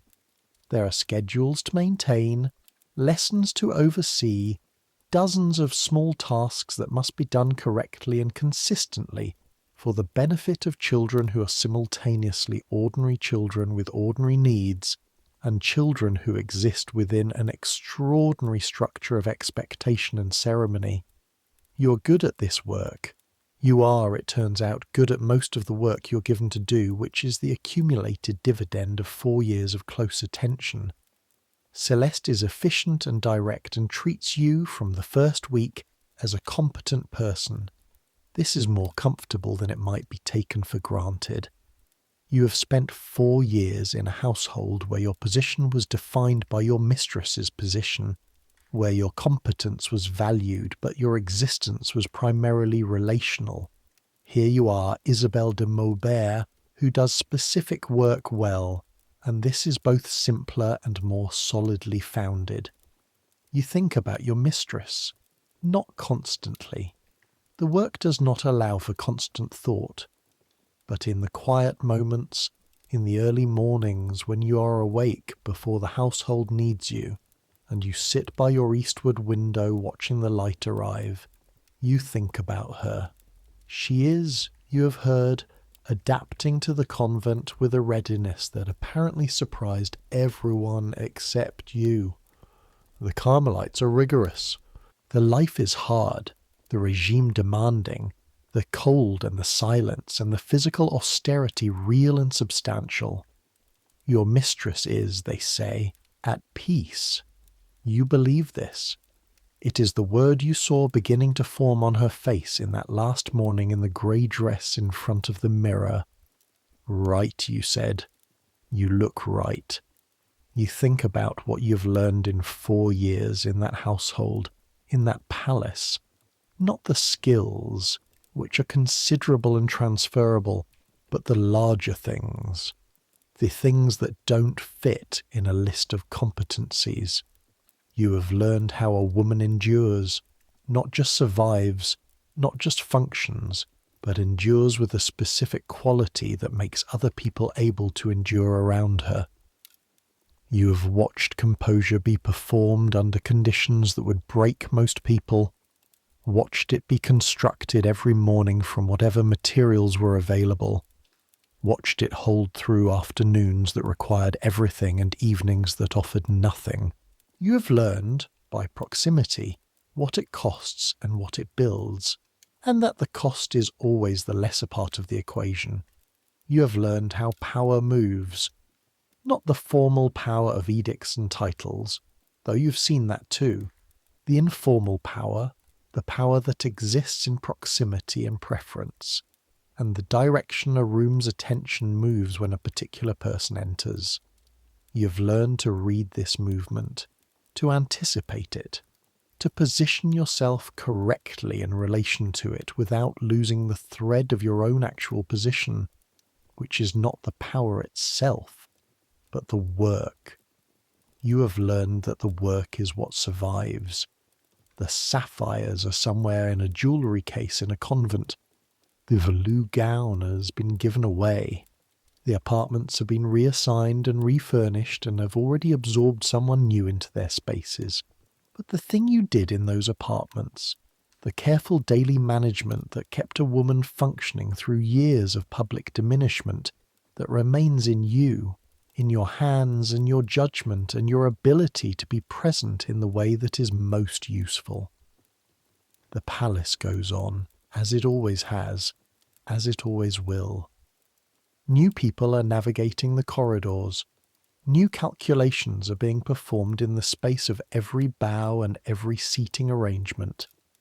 New women are dressing carefully in the mornings and reading the rooms carefully in the afternoons and going to bed exhausted and doing it again. The positions remain. The people change. You are at 21, one of the people. The summer in the new household is better than you expected. The children are, beneath the extraordinary pressure of their circumstances, children, which is to say occasionally charming and occasionally difficult and always interesting, in the specific way of people who are still becoming themselves. You have not worked with children before in any sustained way. You find that you are, if not exactly gifted in this direction, at least not incompetent, which is a starting point. Brigitte finds you in a corridor one Tuesday afternoon and updates you, in a sideways way, on the movements of the court. She has a talent for this that is possibly the greatest talent in the palace. She tells you things the way you might tell someone the weather, matter-of-factly, without drama, with the professional accuracy of someone who understands that information is most valuable when it is unadorned. Your mistress, she tells you, has taken the veil. The formal ceremony happened last week. She is now Sir Louise de la Miséricorde. You receive this information in a corridor on a Tuesday afternoon in July, and you walk to your room, and you sit on the edge of your bed, with the east-facing window and the morning light that is now afternoon light, and you hold it. Sir Louise de la Miséricorde, Sister Louise of Mercy. She chose the name herself, presumably. Mercy. The word for exactly what was not given to her by the palace that you both inhabited. You think about the morning with the grey dress and the mirror and right, you look right. You think about the sapphires and the blue silk and the way composure can be built from nothing when there is nothing else available. You think about the old woman on the bench with the 40 years and the 6 favourites, and the instruction to stay close to the position rather than the person. She was right. It was the right advice. You followed it, eventually in the way you followed your mistress's advice, which is with the loyalty that precedes the practicality, and then with the practicality when the loyalty has been honoured. You are 21 years old, and you are in a new household in the same palace, and outside the window the July sun is making the formal gardens look like something from a story. The geometric precision softened by the summer growth, the fountains at their full summer noise. You're at Versailles. You're still here. You're still useful. This is, you have decided, sufficient. It is sufficient in the way that your mistress said sufficient things are sufficient.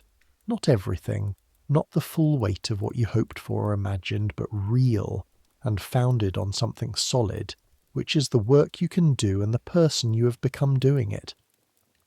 The evening comes down over the palace and you're in the children's wing and there are tasks to complete and you complete them, and then you eat supper with the other women of the household. A noisier supper than the one you shared with Marguerite by the open door, more voices, less watching, and this is different and this is fine. After supper, the evening routine, the last tasks of the day, and then your room. The window faces east, which means the sunsets are behind you, which means in the evenings you see only the darkening sky to the east, the blue deepening through violet toward black, the first stars appearing if the weather is clear, which tonight it is. You sit on the edge of the bed, and you take off your shoes and you look at the darkening sky and you let the day settle. You think about your mistress in her convent, the cell she is in. You know something about Carmelite convents is small and cold, and the furniture is almost nothing, and the regime begins before dawn and continues through the day, and the prayer is constant, and the silence, except for the prayer, is almost total. And she is at peace there. You are certain of this. Some people are built for the place they find themselves in, and this is not a description of most of the inhabitants of Versailles, where people are building themselves daily to fit a place they are always slightly wrong for, and it is a description of your mistress in her convent, where she's finally in a space that does not require her to perform. You think everyone deserves to be in a space that does not require them to perform, and then you think, this is the thing that Versailles never teaches, and the thing you have to learn despite it, the thing that the work and the 4 years have taught you, which is that the performance is not you, that the person you are in the quiet room at the end of the day, who takes off her shoes and looks at the darkening sky, is the actual person, and all the rest, the bowing and the walking, 2 paces behind, and the reading of rooms and the management of position and the careful arrangement of another woman's life, all of it is work, good work, important work, work you are good at and will continue to be good at, but work. The sky outside your window is almost fully dark now. The stars are out properly, the sky clear and cold the way it gets in July when the heat of the day is burned off by evening. Somewhere below you in the garden the fountains have been running all day but will be stopped soon when the servant who manages them makes his evening round. And then the garden will be as quiet as a garden can be inside the most watched palace in France, which is to say not entirely quiet, the night carrying the palace's sounds through the still air but quiet enough. You lie back on the mattress, stare at the ceiling. The ceiling here is slightly higher than the old ceiling. You noticed this on the first day, and you have kept noticing it, which is what happens when something is slightly better than what you're used to. Tomorrow begins at the same hour as today. There will be children who need managing and tasks that need completing, and a household that needs to function. There will be Versailles in all its specific magnificence and specific difficulty. The corridors and the smells and the social mathematics and the sound of heels on marble that you have been hearing for 4 years, and that has become, without your fully deciding that it would, the sound of your daily life. There will be the work, and you will do the work, and you will do it well, because you are the person who does the work well, and this is not a performance but a fact about you. Your eyes are heavy.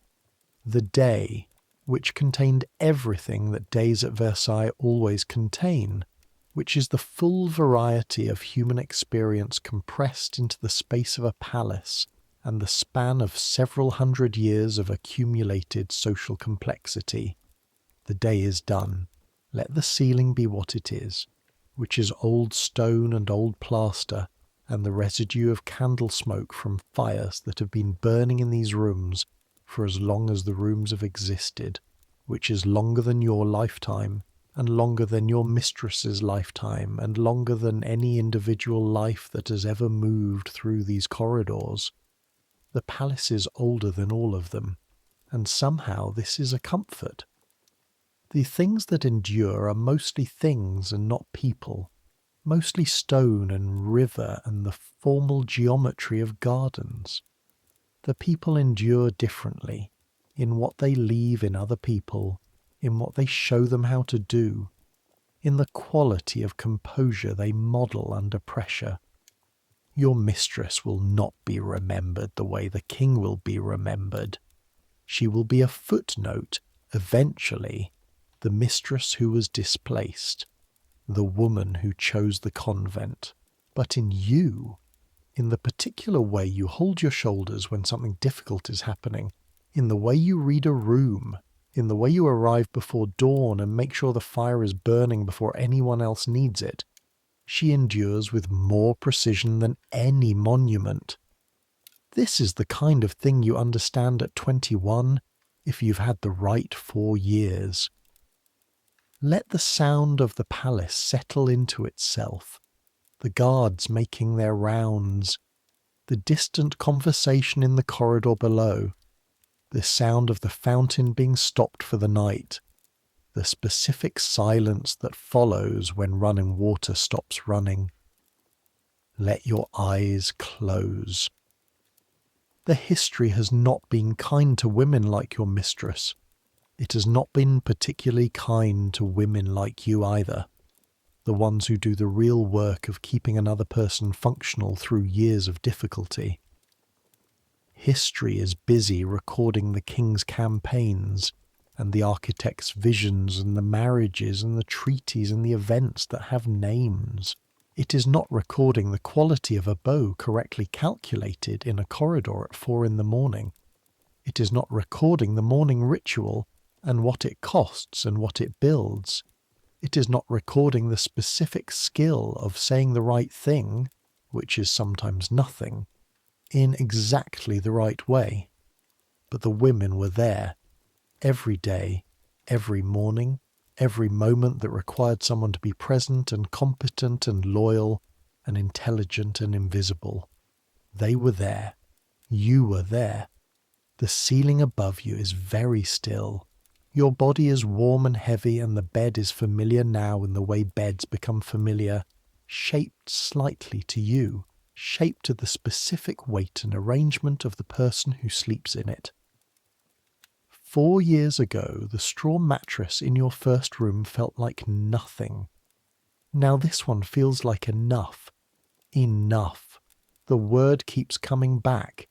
Your mistress looking at herself in the grey dress in the mirror, the old woman on the bench with her 40 years, the Carmelite cell that is cold and small and entirely sufficient, the east-facing window with the morning light, the position that is not the grandest position, but is good work done well. Enough. There will be winters at Versailles that are cold enough to freeze the water in the washing basin. There will be summers so hot that the stone walls radiate heat through the night. There will be courts of children who are simultaneously ordinary and extraordinary. There will be new households and new positions as time moves forward, as it always moves forward, as it moved forward for the old woman on the bench through 40 years and 6 favourites, and whatever came after them. There will be mornings when you arrive before dawn to make sure the fire is burning, and evenings when you brush out someone's hair in the firelight, and the intimacy of the task is the closest thing to friendship that your position allows. There will be more letters to sort by importance, more rooms to read, more social mathematics calculated in real time, in bodies and distances and the precise angle of a bow, and you will do all of it, and you will do it well, and far away in a cold cell in the Carmelite convent on the Rue Saint-Jacques, your former mistress is at prayer. The canonical hours organize the day, and in the spaces between the hours there is silence, which is not empty but full, the way a certain kind of silence is full when it is chosen rather than imposed. She kneels on stone, and the stone is cold, and she is exactly where she needs to be, and this is not a comfortable feeling, but it is a true one, and true things, she has found, are better than comfortable ones even when they cost more. She prays. Somewhere in a formal garden, the fountains are stopped for the night. The geometric precision of the parterres holds its shape in the dark. The hedges hold their shape. The stone statues stand at their positions in the lampless garden, and look at nothing with their stone faces. The palace breathes. You breathe with it. Slower now. The thought stream quieting, the day's residue settling into something that is not quite sleep yet but is its approach, the anteroom before the fact, the body becoming heavier, and the ceiling becoming softer, and the palace sounds becoming the background they always are rather than the foreground your waking brain makes of them. Let it come. The centuries that will follow this night are unimaginable from here. The revolutions, the burning and the rebuilding, the long years when the palace is empty, and then the years when it is full of tourists from places that don't exist yet, from countries that haven't been named yet, standing in the hall of mirrors and tilting their heads at the ceiling and taking photographs with devices no one here would recognize. They'll read about the king. They'll read about the wars and the architecture and the absolute power and the Sun King's glory. Some of them will read, in footnotes, about the women, the mistresses and their fates, the displaced ones, the ones who entered convents and the ones who married after and the ones who simply faded. There will be scholars, eventually, who think it worth knowing how the women lived, what the mornings were like, what the work was. But that is all very far away. Right now it is July, and the palace is breathing around you, and your eyes are closed, and you're 21 years old, and you know how to read a room, and how to hold a woman's dignity together when she cannot hold it herself. And these are the things that matter, here, now, in this warm and specific present. Let the sound of the palace become the sound of your own breathing. Let the image of the sapphires go. Let the blue silk go. Let the composure in the corridor, 3 degrees less deep than it used to be, let it go. Let the old woman on the bench sit in her garden with her 40 years, and let her be wise and specific and right about things, the way old women often are. Let the Carmelite in her cell pray her way through the canonical hours.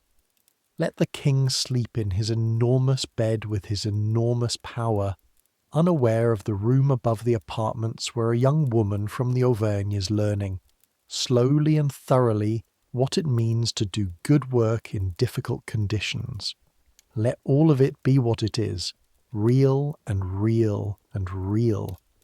The real warmth and the real cold and the real smell and the real weight of objects and the real cost of composure and the real grace of a woman walking away from a decade toward the life she actually needed. All of it real, all of it enough. The east-facing window will bring the light tomorrow. The morning will begin. The children will need to be managed and the tasks will need completing, and the palace will open its eyes and begin its performance again. But that is tomorrow. Tonight there is only this, the weight of the body, the warmth of the room, the slow and specific passage into sleep that is nothing but rest. That is the reward of a long day lived entirely and a loyalty honoured fully and a work done well. You've earned this. Take it. The sounds quiet. The palace breathes. Somewhere very far away a fountain runs in the dark, and somewhere very close, in the warm and quiet room, a young woman from the Auvergne closes her eyes and lets the rest come. The night passes, and the night passes, and the night passes.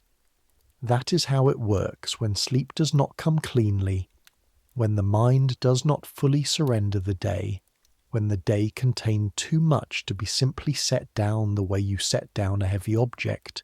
You lie in the attic room and the sounds of the palace make their nighttime inventory around you, and you're not quite asleep and not quite awake, and the ceiling is the ceiling and the fire is entirely out now.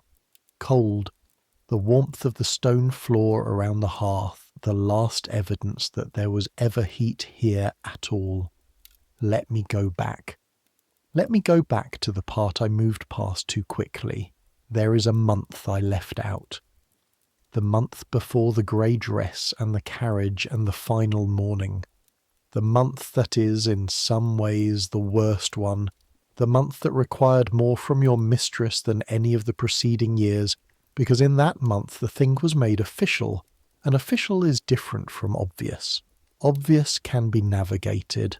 Obvious can be managed because obvious leaves space for the fiction that things might yet be otherwise. Official closes that space. Official is a door shut in a specific face, and everyone watching the door close. You need to know about that month. You need to know about the morning in October when the announcement was made, when the court's hierarchy was formally adjusted in the way that made your mistress's position not merely difficult, but precisely, technically, and on the record, something it had not been before. Let me take you back to October. The leaves in the garden are turning.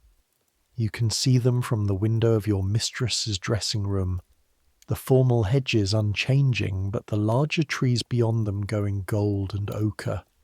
The specific autumn palette of a formal garden that was designed with summer in mind, and has to accommodate autumn without having been designed for it. The fountain is still running, but it will be stopped for winter within weeks, and the last good days of the year have a quality you've learned to notice, the specific quality of light that knows it has limited time remaining, that casts shadows at a different angle than summer light, that makes even the stone of the palace look warmer than it does in any other season.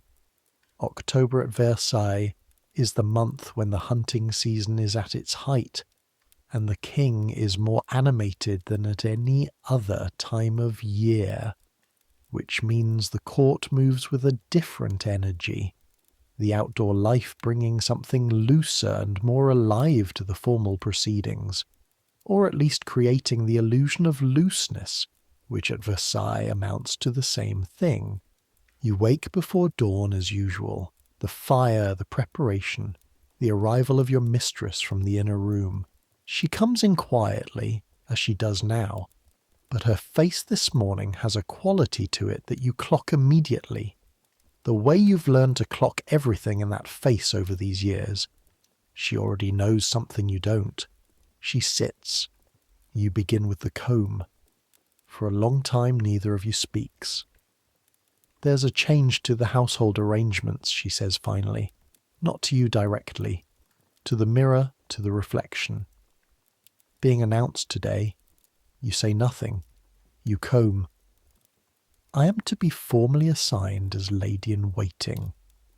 A pause so deliberate it feels like a physical thing placed carefully in the conversation. To the marquise, the comb stops in your hands.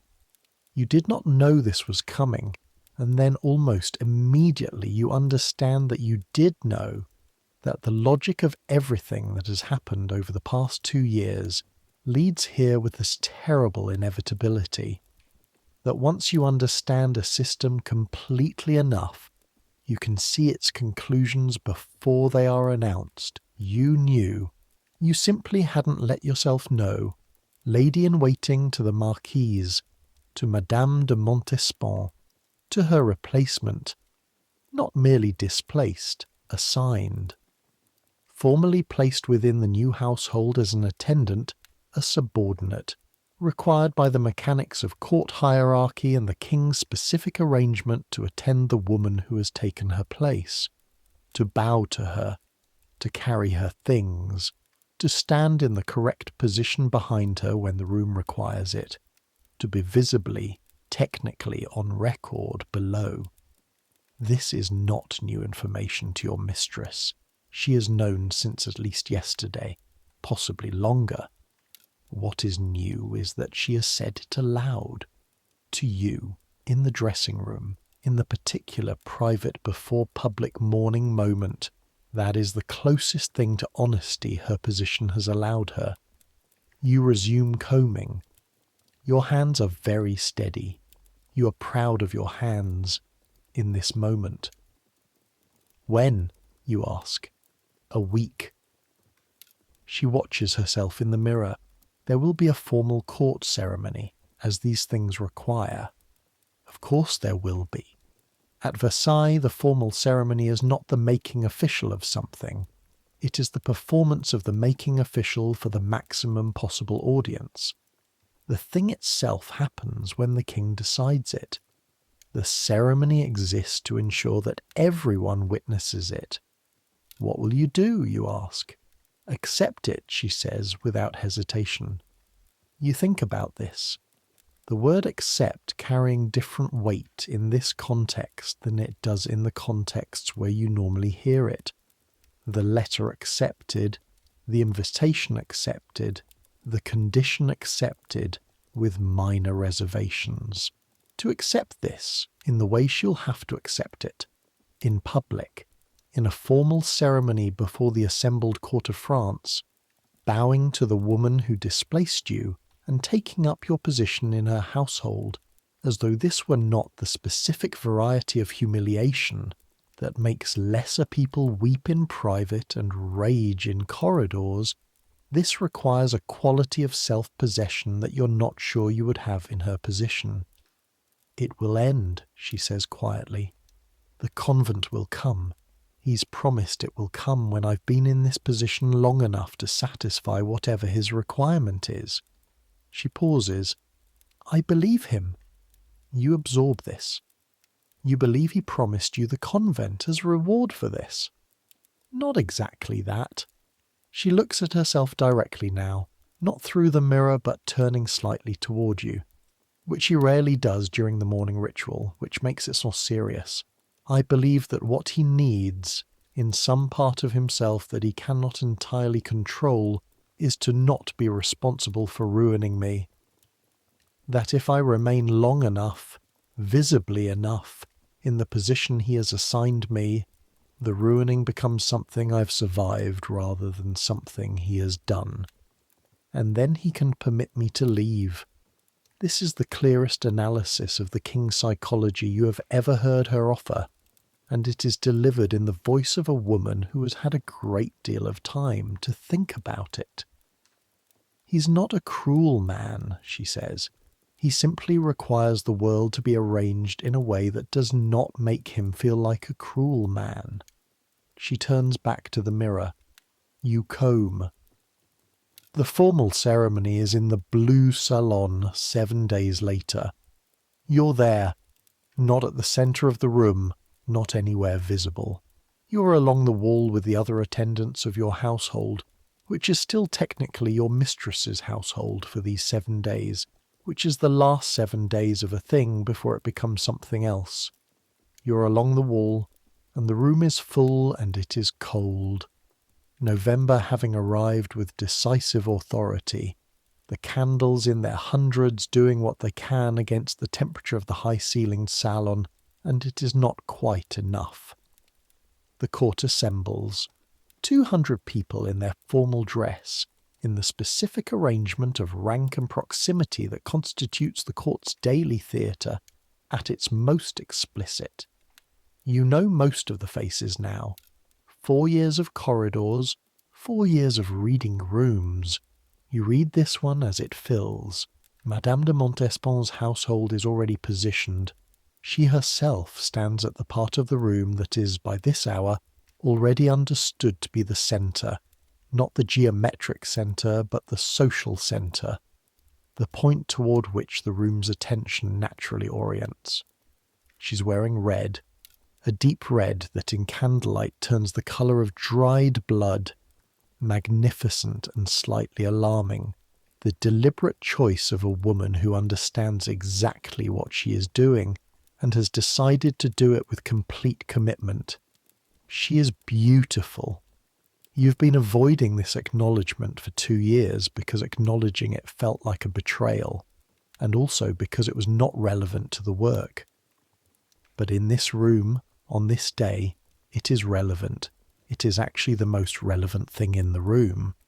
She is beautiful in the way that some people are beautiful, in the way that seems to increase with proximity rather than decrease, the way that makes other people in the room smaller without any active effort on anyone's part.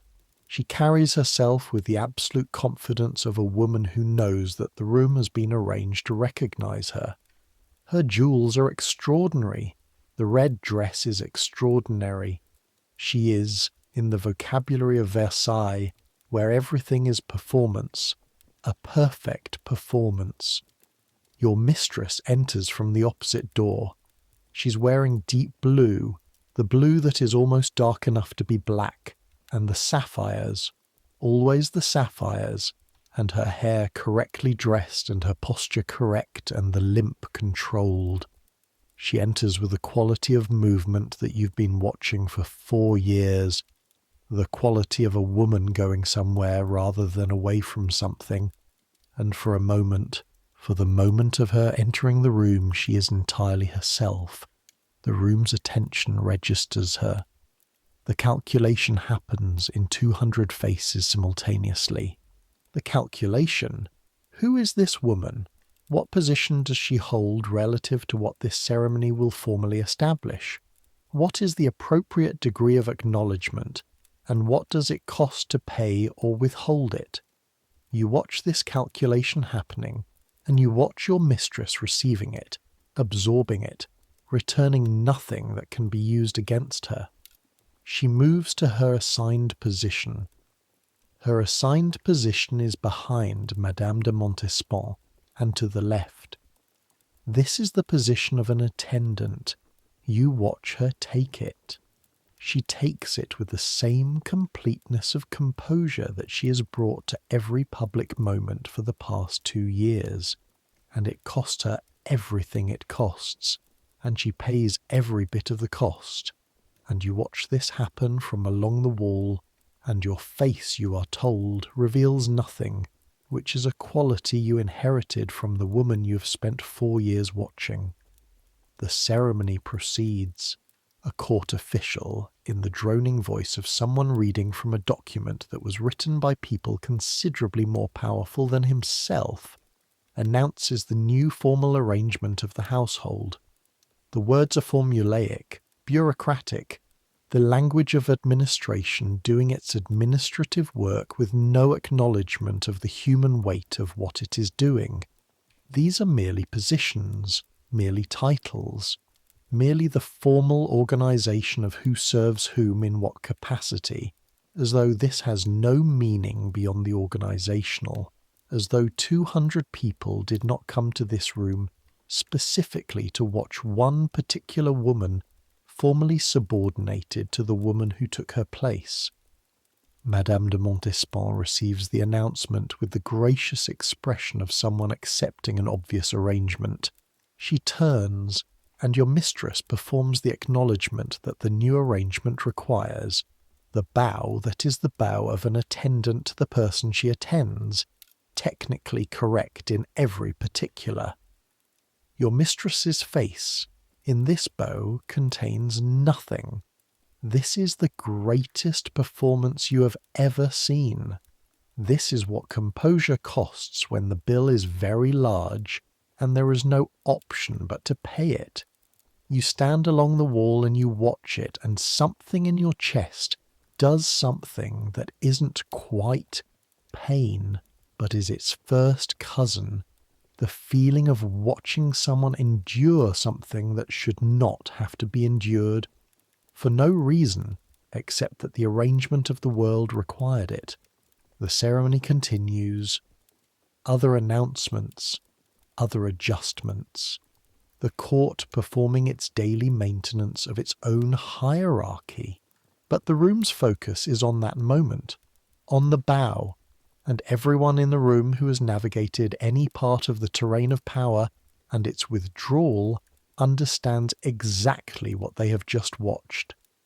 After the ceremony, in the corridor outside the blue salon, you find your mistress walking at her own pace toward her apartments, the brief formal obligation completed, the corridor somewhat emptied of the post-ceremony traffic. You fall into your position 2 paces behind. This is still your position. For now. She does not speak until you're in the corridor that runs directly below her apartments, the one with the window at the far end that looks out onto the north garden.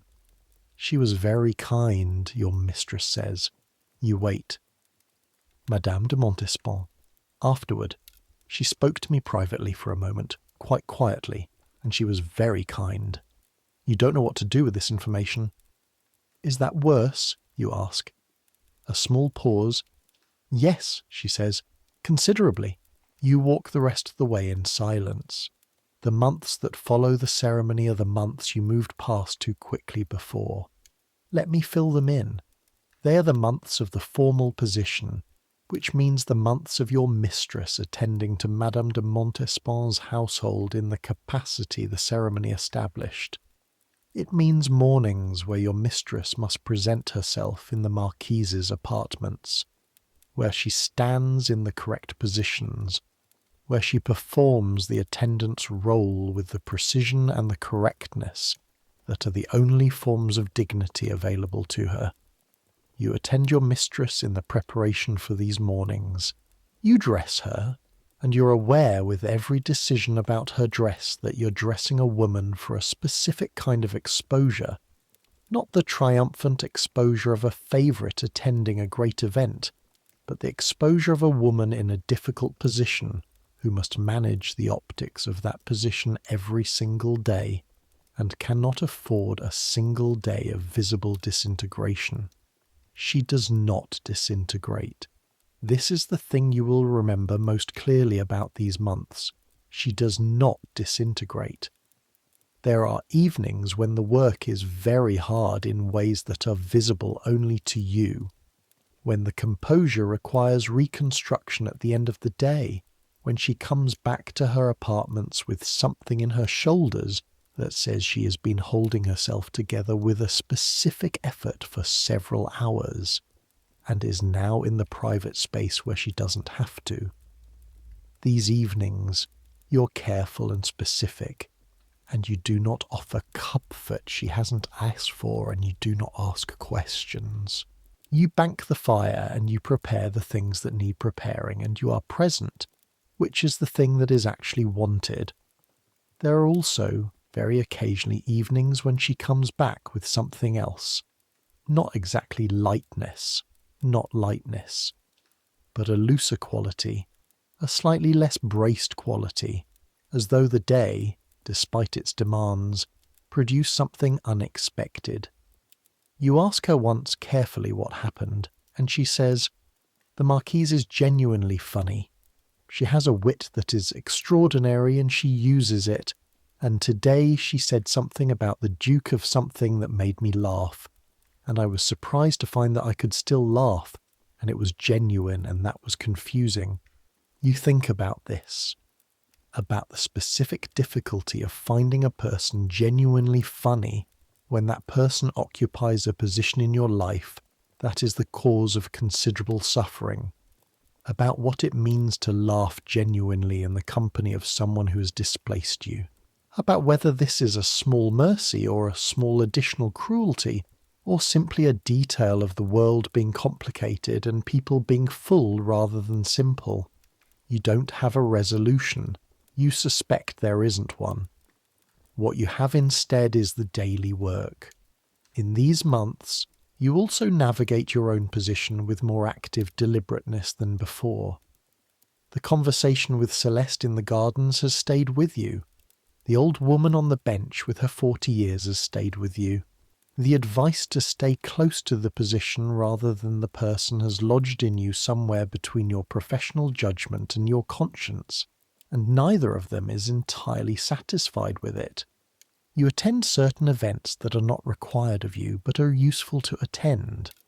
You exchange, with the deliberate casualness of the expert practitioner, small pieces of information with the various networks through which information at Versailles moves.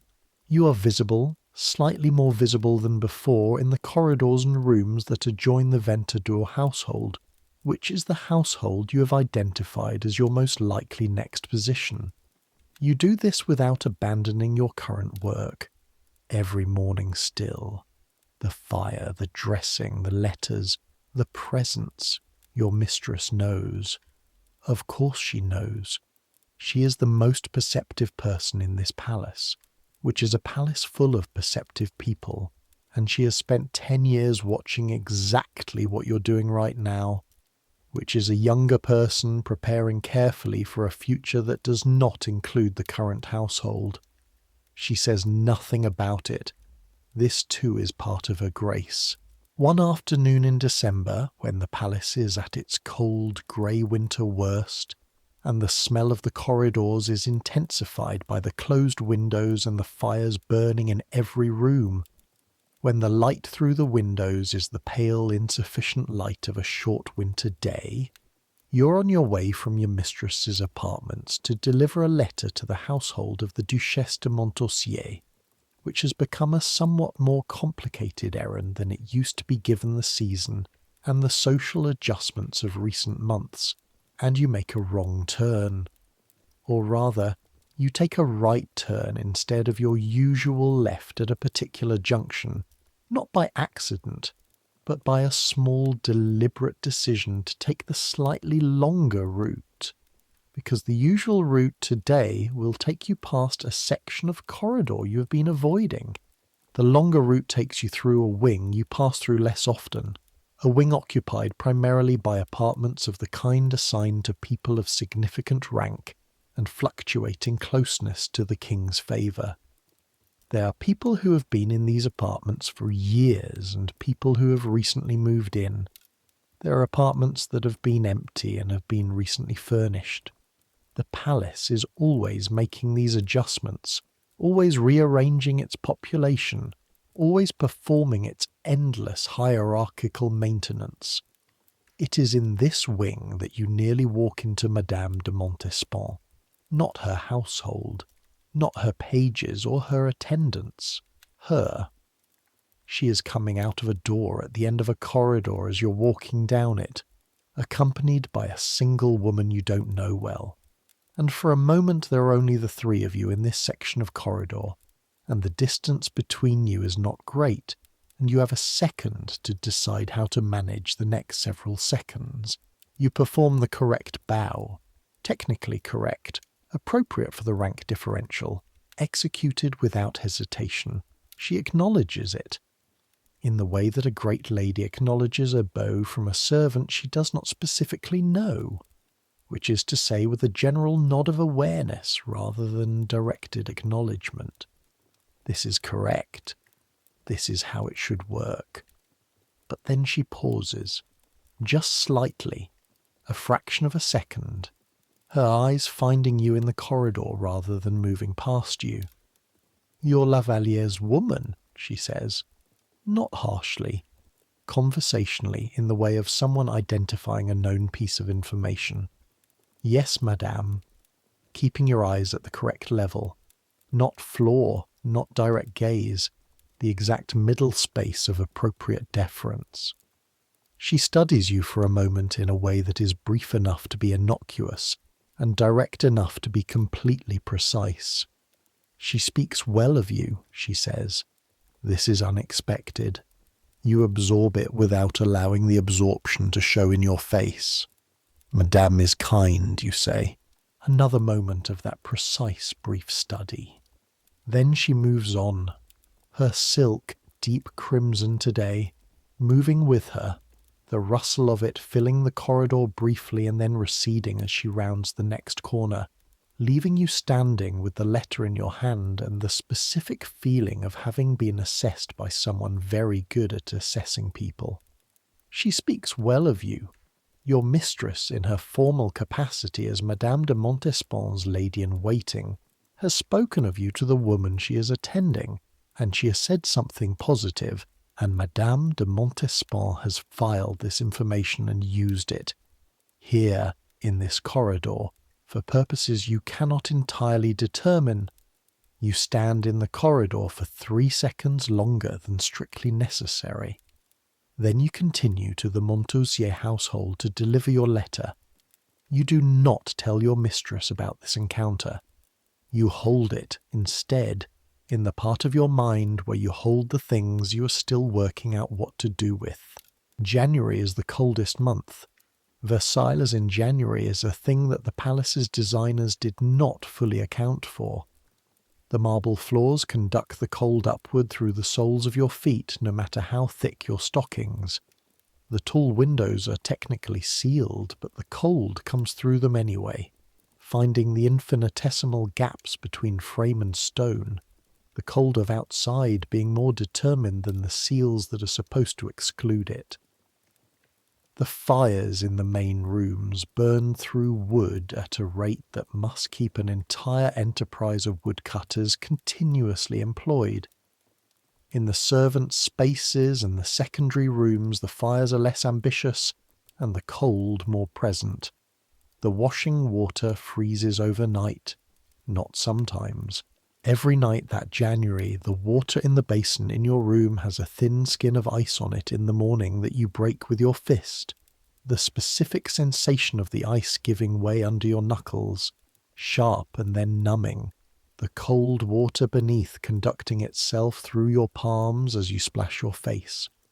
This is how you begin every day in January, with broken ice and cold water, and the specific aliveness that follows immediately after the cold, the clarity of it, the way a thing that is too cold to ignore forces the whole body to be present.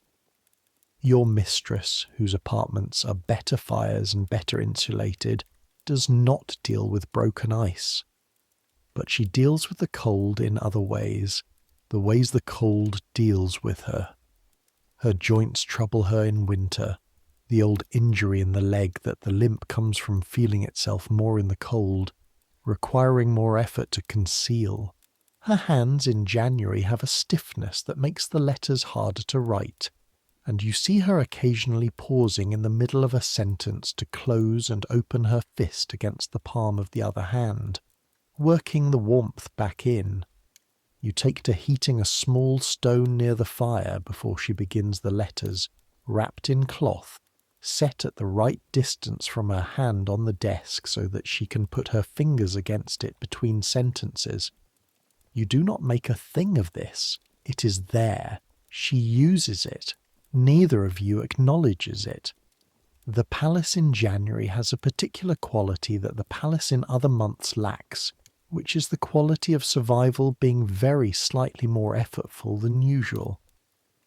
The court's ordinary performance of ease and magnificence is maintained, as it must be, as it is always maintained regardless of circumstances, the candles burning and the gowns worn, and the formal entertainments proceeding on schedule, but underneath the performance running through the corridors like the cold that runs through the stone, there is the physical reality of winter, and the physical reality of winter does not negotiate with hierarchy. Versailles in winter is cold for everyone. It is slightly colder for the servants than for the lords, slightly colder for the people in the secondary rooms than for the people in the primary ones, slightly colder for a woman whose household has been progressively reduced, and whose fuel allocation has therefore been progressively reduced. You manage this with the household accounts and with the specific creativity of someone who knows that a problem that cannot be solved from above can sometimes be managed from below. You establish a relationship with the man who manages the fuel distribution for the secondary apartments. His name is Gaston, and he is 45 years old, and he's been managing fuel distribution at Versailles for 15 years, and he is exquisitely susceptible to being told that he is doing important work, which you tell him in a corridor near the wood store on a Tuesday in January, not with the sycophancy of a person being dishonest, but with the specific precision of someone who means it, because the work he does is actually important, and the fact that it goes unrecognised while the architect's work and the gardener's work and the painter's work gets celebrated is a genuine inequality. Gaston is moved by this. The fuel allocation improves, slightly but perceptibly. You mention to Marguerite, who you still see occasionally in the corridors, that Gaston is someone worth treating well. This is how things work. Not the grand gestures, not the formal petitions. The conversation in the corridor near the wood store on a Tuesday. the recognition of the specific value of the specific person who manages the specific thing that matters. 4 years of Versailles have given you a complete education in this, and it is the education you will carry longest, longer than the knowledge of silk grades and seating arrangements, longer than the ability to read a room, the education in exactly who needs to be seen. February arrives. The cold continues, but with occasionally days that hint at the coming thaw without delivering it. Days when the light is slightly warmer, and the ice in the basin takes longer to form, and you allow yourself to begin thinking about spring in a non-abstract way. The announcement of your mistress's intended departure from Versailles circulates, as all things circulate through the palace's information system. By the time it reaches most people, it has been known for weeks by the people closest to the situation, and by the time it is formally acknowledged, it has already been fully absorbed by the court, and its implications have already been mapped. What you observe in this period is the specific behaviour of a group of people managing their response to a thing they have known was coming, an anticipatory kindness. If kindness is the right word, that is also a calculation. The people who are neutral beginning to position their neutrality as sympathy. The people who are coolly distant finding warmth available after all. The people who are slightly cruel discovering that the cruelty is now unnecessary and therefore inconvenient and should therefore be set aside. Your mistress receives all of this with the same composure she has brought to everything. She's gracious to the suddenly kind. She's warm to the retrospectively warm. She holds no grudges, or if she holds them in a place none of them can see. You find this harder. You have better memory for faces than your mistress does, or rather you have allowed yourself to remember certain faces in connection with certain behaviours, which your mistress has chosen not to do. You see Madame de Rochefort, who reduced the depth of her bow by those 3 degrees at a strategically significant moment, now performing an expansive warmth in the corridor, and something in you notes the discrepancy without being able to act on it, which is its own specific frustration. Your mistress, when you mention something adjacent to this frustration, says, "You cannot afford to hold the small resentments. They use too much energy that you need for larger things. You think about this. You decide she's right. You do not entirely follow the advice, but you carry it. In February on a Thursday, you receive a formal communication from the Ventador household offering you the position. You read it twice. Then you put it in the pocket of your dress and you go about your morning. The letters, the household accounts, the small preparations for the afternoon that continue to be made even in the final weeks, because the household continues until it stops, and you are the person who keeps it continuing.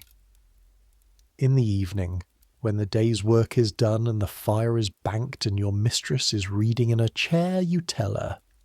She looks up from the book, looks at you, puts the book down. Ventador. Yes. She writes to you directly. Yes. A pause. That's a very good household, she says. You'll be valued there. You say, I told you I wasn't leaving before you did. You told me that a year ago, she says. People are allowed to evolve. I haven't. She looks at you for a long moment. The fire, the book in her lap, the cold February evening making its presence known even through the banked fire's warmth. Write back and accept, she says, with a starting date after March. After March, you confirm. She picks up the book again, opens it to her page. Thank you, she says, not looking up. You're not sure which specific thing she is thanking you for. You don't ask. You say good night, and you take your candle, and you go up the narrow stairs to your room. You sit on the edge of the mattress, and you hold the letter from Ventadour and you think about the next version of your life, the next household, the next position, the next sequence of mornings before dawn, and letters sorted by importance, and rooms that need to be read. And then you think about the version ending. There is a particular grief in the ending of a version of yourself that was also difficult.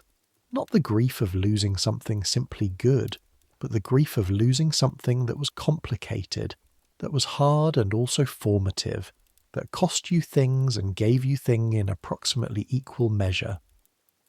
The grief of a period of time that changed you so fundamentally that you cannot now remember entirely who you were before it, except in fragments. The girl from Riom who flinched at every noise, the girl for whom Versailles was overwhelming rather than familiar. You have become fluent in a language that very few people speak, the language of this specific place and its specific demands, and the fluency will serve you wherever you go next. But the place where you learned it is ending, and the woman who was your most rigorous teacher is going away, and these facts carry their weight. You fold the letter and put it carefully in the small box where you keep the things you're keeping. Then you lie down and you close your eyes, and the palace sounds make their nighttime inventory, and you sleep better than you have in months, the sleep of a decision made, the specific rest of a person who knows what comes next. The final weeks. Your mistress begins to move through the palace differently in these weeks, not dramatically differently. Not in a way that most people would register unless they had spent 4 years learning to read her movement at the resolution you've learned to read it, but differently. She moves more slowly in some contexts and more directly in others, more slowly in the formal spaces, the spaces that require performance, as though she's allowing herself to fully inhabit each one as she passes through it for the last time. More directly in the private spaces, the corridors between the parts of her life that are only for her, as though the private spaces no longer require the same measured pace. You see her, once, standing in the gallery that overlooks the north garden from the first floor, where the windows are tall and the view extends to the tree line, and she is standing quite still in front of one of the windows, looking at the garden, not performing the looking, but just looking. The way you look at something you are trying to keep. You don't disturb her. She stays there for perhaps 10 minutes. Then she turns and continues walking. The garden in late February is still largely winter, but showing the first tentative indicators of what comes next. Small shoots at the base of the hedges, the specific quality of light that is winter cold, but at a slightly different angle, slightly warmer in the late afternoon. The fountain still stopped for winter, but the basin around it showing a line of new moss at the water's edge. On one of these final days you go into the garden in the early morning before your mistress is awake, and you go to the stone bench where the old woman sat in April.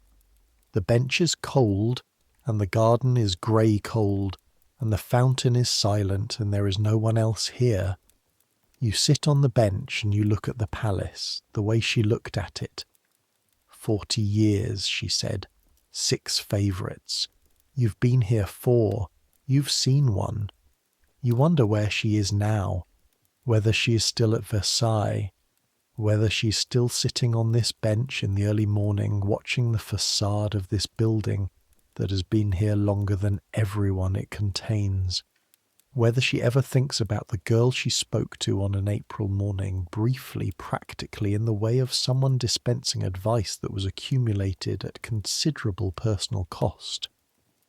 The palace looks back at you from behind its windows, hundreds of windows, and in some of them light is already moving, the first fires being built, the first preparations being made for the day that begins before the day officially begins. Somewhere behind one of those windows, Your mistress is in her last sleep in this place, or perhaps also awake, lying in the dark, listening to the palace sounds. The sky above the roof is beginning to lighten at its eastern edge. Not yet the colour of day, the colour before day, the blue-grey of the hour that belongs to nobody in particular, the hour between what was and what comes next. You look at the palace for a long time. Then you go back inside, and you build the fire, and you prepare the things that need preparing, and you wait. When she comes through the inner door, she sees you, and she sees the fire, and she sees the preparations, and something in her face does the thing it does on the mornings when the composure comes easier, when you being there makes it cost less. Today, she says. Today, you say, and you begin. The dressing on this last morning is different in quality from all the preceding dressings, and the same in procedure, which is the right way for it to be. The same sequence of actions performed for the last time, as though they were being performed for the 100th time, because to change the sequence would be to acknowledge the weight of the final time, in a way that would make it too heavy to complete. The grey dress, the plain arrangement of the hair, the absence of the sapphires and the fontange and the powder, the absence of the apparatus of the position being left behind. You work with your usual steadiness, the pins going correctly, the dress hangs as it should. She stands before the mirror. You stand behind her, slightly to the right, 2 paces, as you have always stood, as you will always stand in this space in your memory, 2 paces behind and to the right in every mirror you will ever look in. What you see in the mirror is what you said.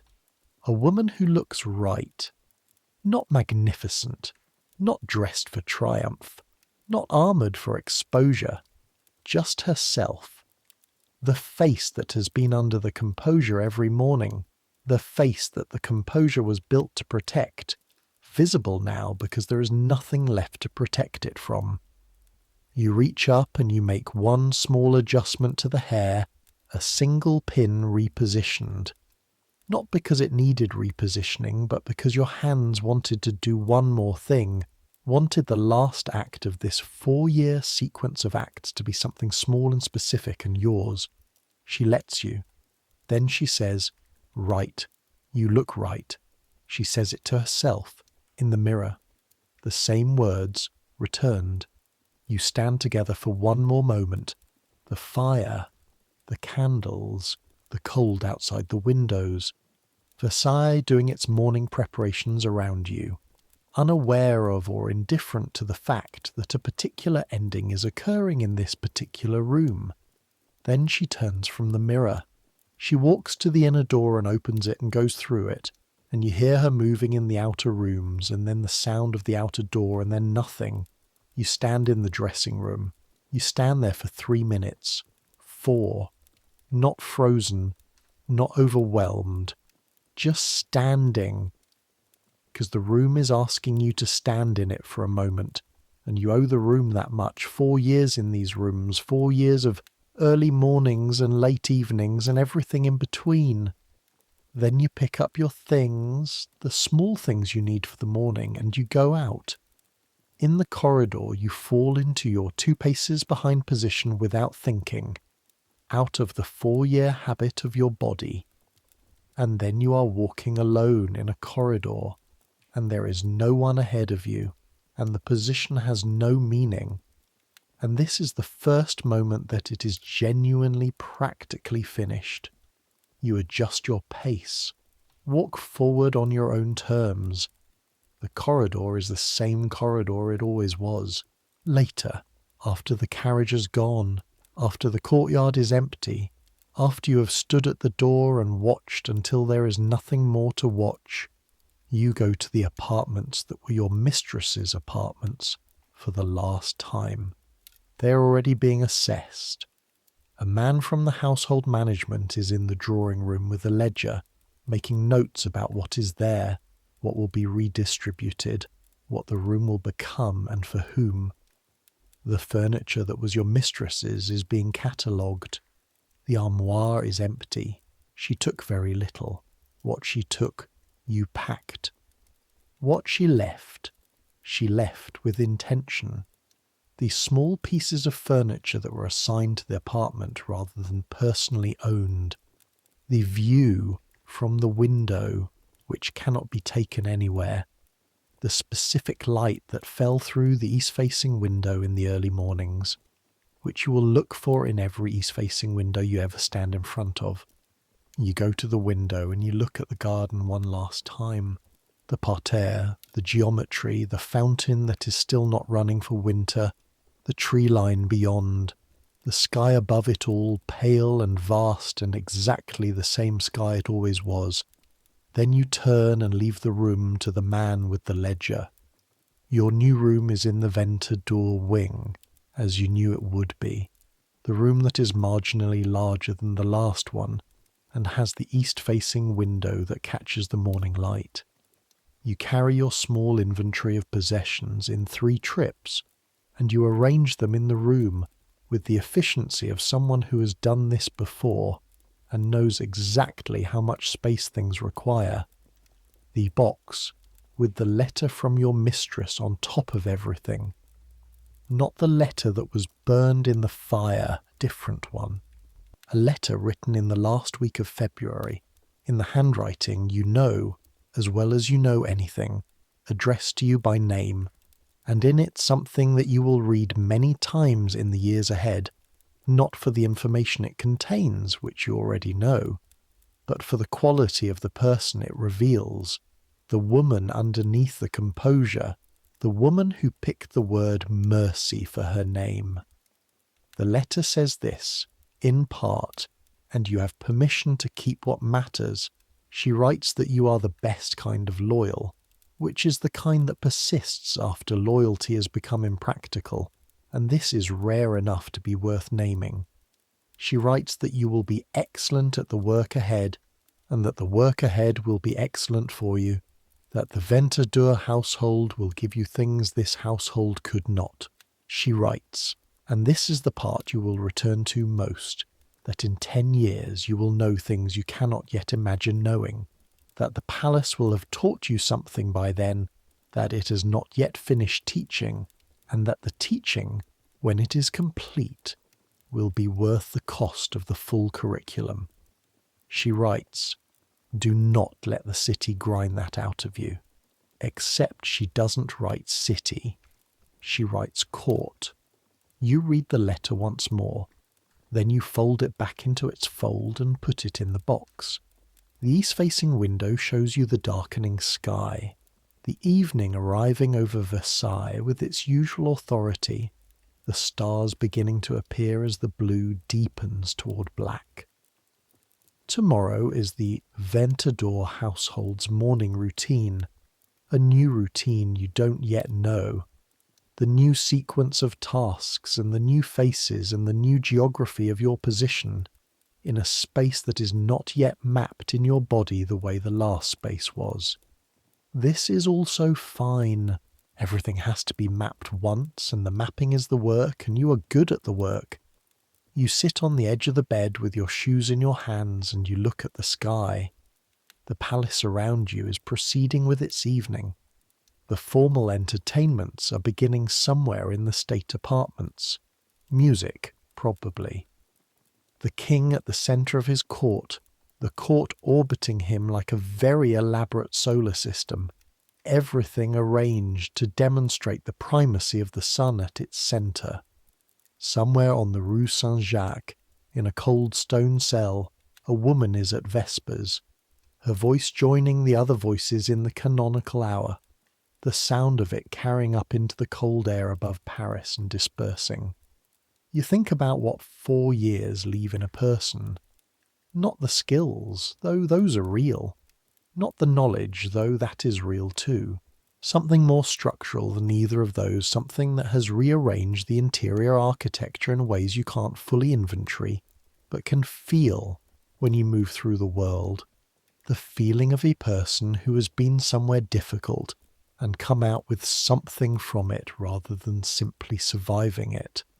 You know how to be present in the way that matters, not performatively present, not present in the way that announces itself, but present in the particular way of someone who has learned that being genuinely there, at the fire, at the dressing table, in the room before anyone else, is the most useful thing a person can offer to another person in difficulty.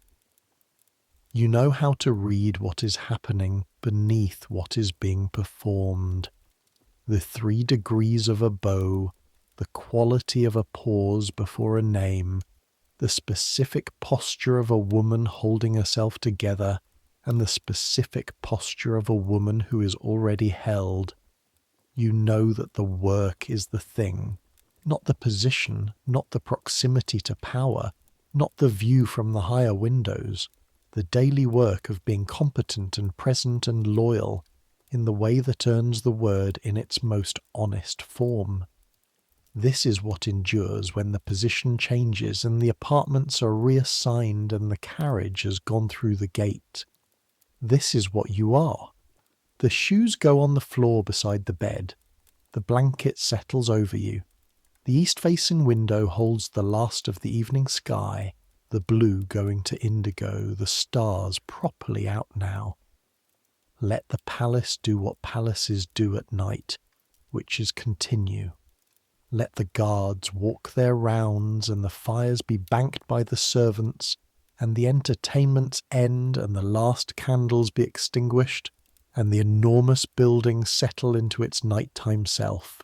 Let the old woman on the bench be somewhere in this building, past 70, 45 years now into her Versailles, watching the 6th or 7th or 8th favourite rise and fall with the equanimity of someone who has understood something about time that most people understand only in theory. Let the children in the nursery sleep their uncomplicated children's sleep, the strange particular sleep of children who are both ordinary and extraordinary, who will wake tomorrow to a world arranged around them, unaware of the arrangements. Let the king in his grand apartments, surrounded by his grand paintings and his grand furniture and the grand evidence of his grand position, sleep the sleep of someone who has never once in his life had to think about whether his position was secure, and somewhere on the Rue Saint-Jacques, a woman kneels on stone, finishing the last of the canonical hours, the sound of her voice in the cold stone chapel carrying upward, the words ancient and specific, and the voice behind them entirely her own. After the prayer, silence. After the silence, the short sleep of the Carmelites. 3 hours, 4, and then vigils before dawn, and the day beginning again in its ordered sequence. She is at peace. She is actually genuinely in her bones at peace. And this peace was the most expensive thing she ever acquired, and it was worth every cost of the long curriculum that produced it. This is what she would want you to know. The stars outside your window are very bright, the sky clear, the January cold that came and went in January returning in these early spring nights for a final argument, and the stars visible in the way they're only visible when the sky is truly clear and truly cold, bright and specific and genuinely far away. Your body is warm and tired in the good way, the tiredness of a long day that contained everything it needed to contain, which is good work done well, and a thing ended that needed to end, and a thing begun that is worth beginning, and the kind of grief that comes from loving something that was worth loving even when it cost you, which is the only kind of grief that has dignity in it. Let the stars be what they are, which is light from very far away arriving here on a cold, clear night to be seen by whoever is awake to see it. Let the palace be what it is, which is a building full of people performing the enormous performance, always, every day without rest, the performance of a society organized around the proximity to a single point of power, and under that performance, always, the human reality of cold in the mornings and warm fires at night, and the need to be seen by someone who's actually looking. You were actually looking. For 4 years in those apartments, every morning you were actually looking at the woman you served, and she knew it, and it mattered, and it will continue to matter in the way that the things we actually do for each other continue to matter long after the positions we held are gone, and the apartments are reassigned and the carriages have passed through the gates. This is the thing that history forgets to record and keeps being true anyway. The candle on the windowsill is burning down. It will go out in a while and the room will be dark except for the stars and the very faint orange trace of the fire's last warmth. Let it go out when it goes out. Let the dark be just dark, which is fine, which is rest, which is the thing bodies need after the days they live through. Tomorrow the east window will bring the light. Your hands will know what to do. The new household will begin its making itself known in you, slowly, in the way these things always happen, through the accumulation of repeated gestures and learned faces, and the small competencies built by showing up correctly day after day. You will show up correctly. You always have. The centuries that follow this night will be very long and very strange and full of things no one in this palace can imagine. The revolutions will come. The king whose absolute power filled every room of this building will be a category of history. Before the building he built is 4 generations old. The women whose names history remembers as favourites and footnotes will be subjects of scholarly argument and popular imagination, and at least several operas and considerably more novels, though the women who dressed them and managed their households and sat with them in the difficult moments will remain largely unrecorded, which is their own kind of continuity in a world that records the wrong things. But the work was real, the mornings were real, the fire built before dawn and the composure held under pressure, and the presence that costs nothing and everything. These were real, and they happened, and no subsequent arrangement of the historical record changes that they happened. You were there. You were entirely there. The candle goes out. The room becomes its nighttime self. The stars at the window and the faint warmth from the fire, and the sound of Versailles settling into its nighttime breathing, the enormous building respiring around you, the sound of it something you've been hearing for 4 years, and will hear for however many more years you stay in this place, which may be many, which will be enough, which will be the full curriculum of what this palace still has to teach you. And the curriculum is long, and the teaching is worth the cost. Your eyes are closed. The sound of the palace is the sound you sleep to. It is your particular lullaby. This city-sized building with its 300 fires and its 1,000 rooms and its tens of thousands of candles and its elaborate social machinery turning on its axis every day without rest. This sound in your ears is the sound of the last 4 years, of everything they contained, of everything that was hard and everything that mattered. Let it quiet. Let the thinking stop. Let the thoughts slow from the river they've been running all day into something shallower, something that can be stepped across, something that is still moving but not urgently, not requiring navigation. Let the grief be what it is, which is real, and let the forward be what it is, which is also real, and let the two of them lie down together in the dark and stop requiring you to choose between them. You have been choosing correctly. You will continue to choose correctly. Your hands know what to do. Your eyes are heavy. The stars are very far away and very bright. The last of the fire's warmth is in the stone of the floor and in the walls and in the accumulated warmth of a room that has been heated for an evening, and will hold that heat for a while longer before it surrenders to the cold. You are warm enough, fed enough, safe enough. You are at Versailles, which is the most complicated place in France, which is the most complicated place in the world, which is teaching you something it has not yet finished teaching. And you are a good student. You've always been a good student. You pay attention and you show up before dawn and you make sure the fire is burning before anyone else needs it. This is who you are. Let that be enough to sleep on. Let the palace breathe around you, this specific enormous breathing, and let yourself breathe with it.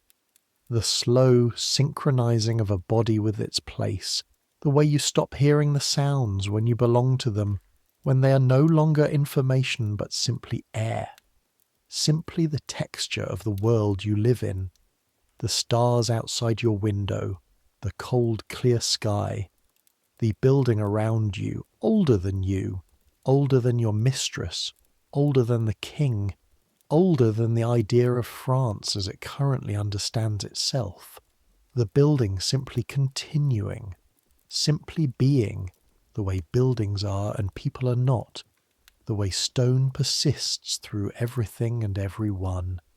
Let the stone hold you.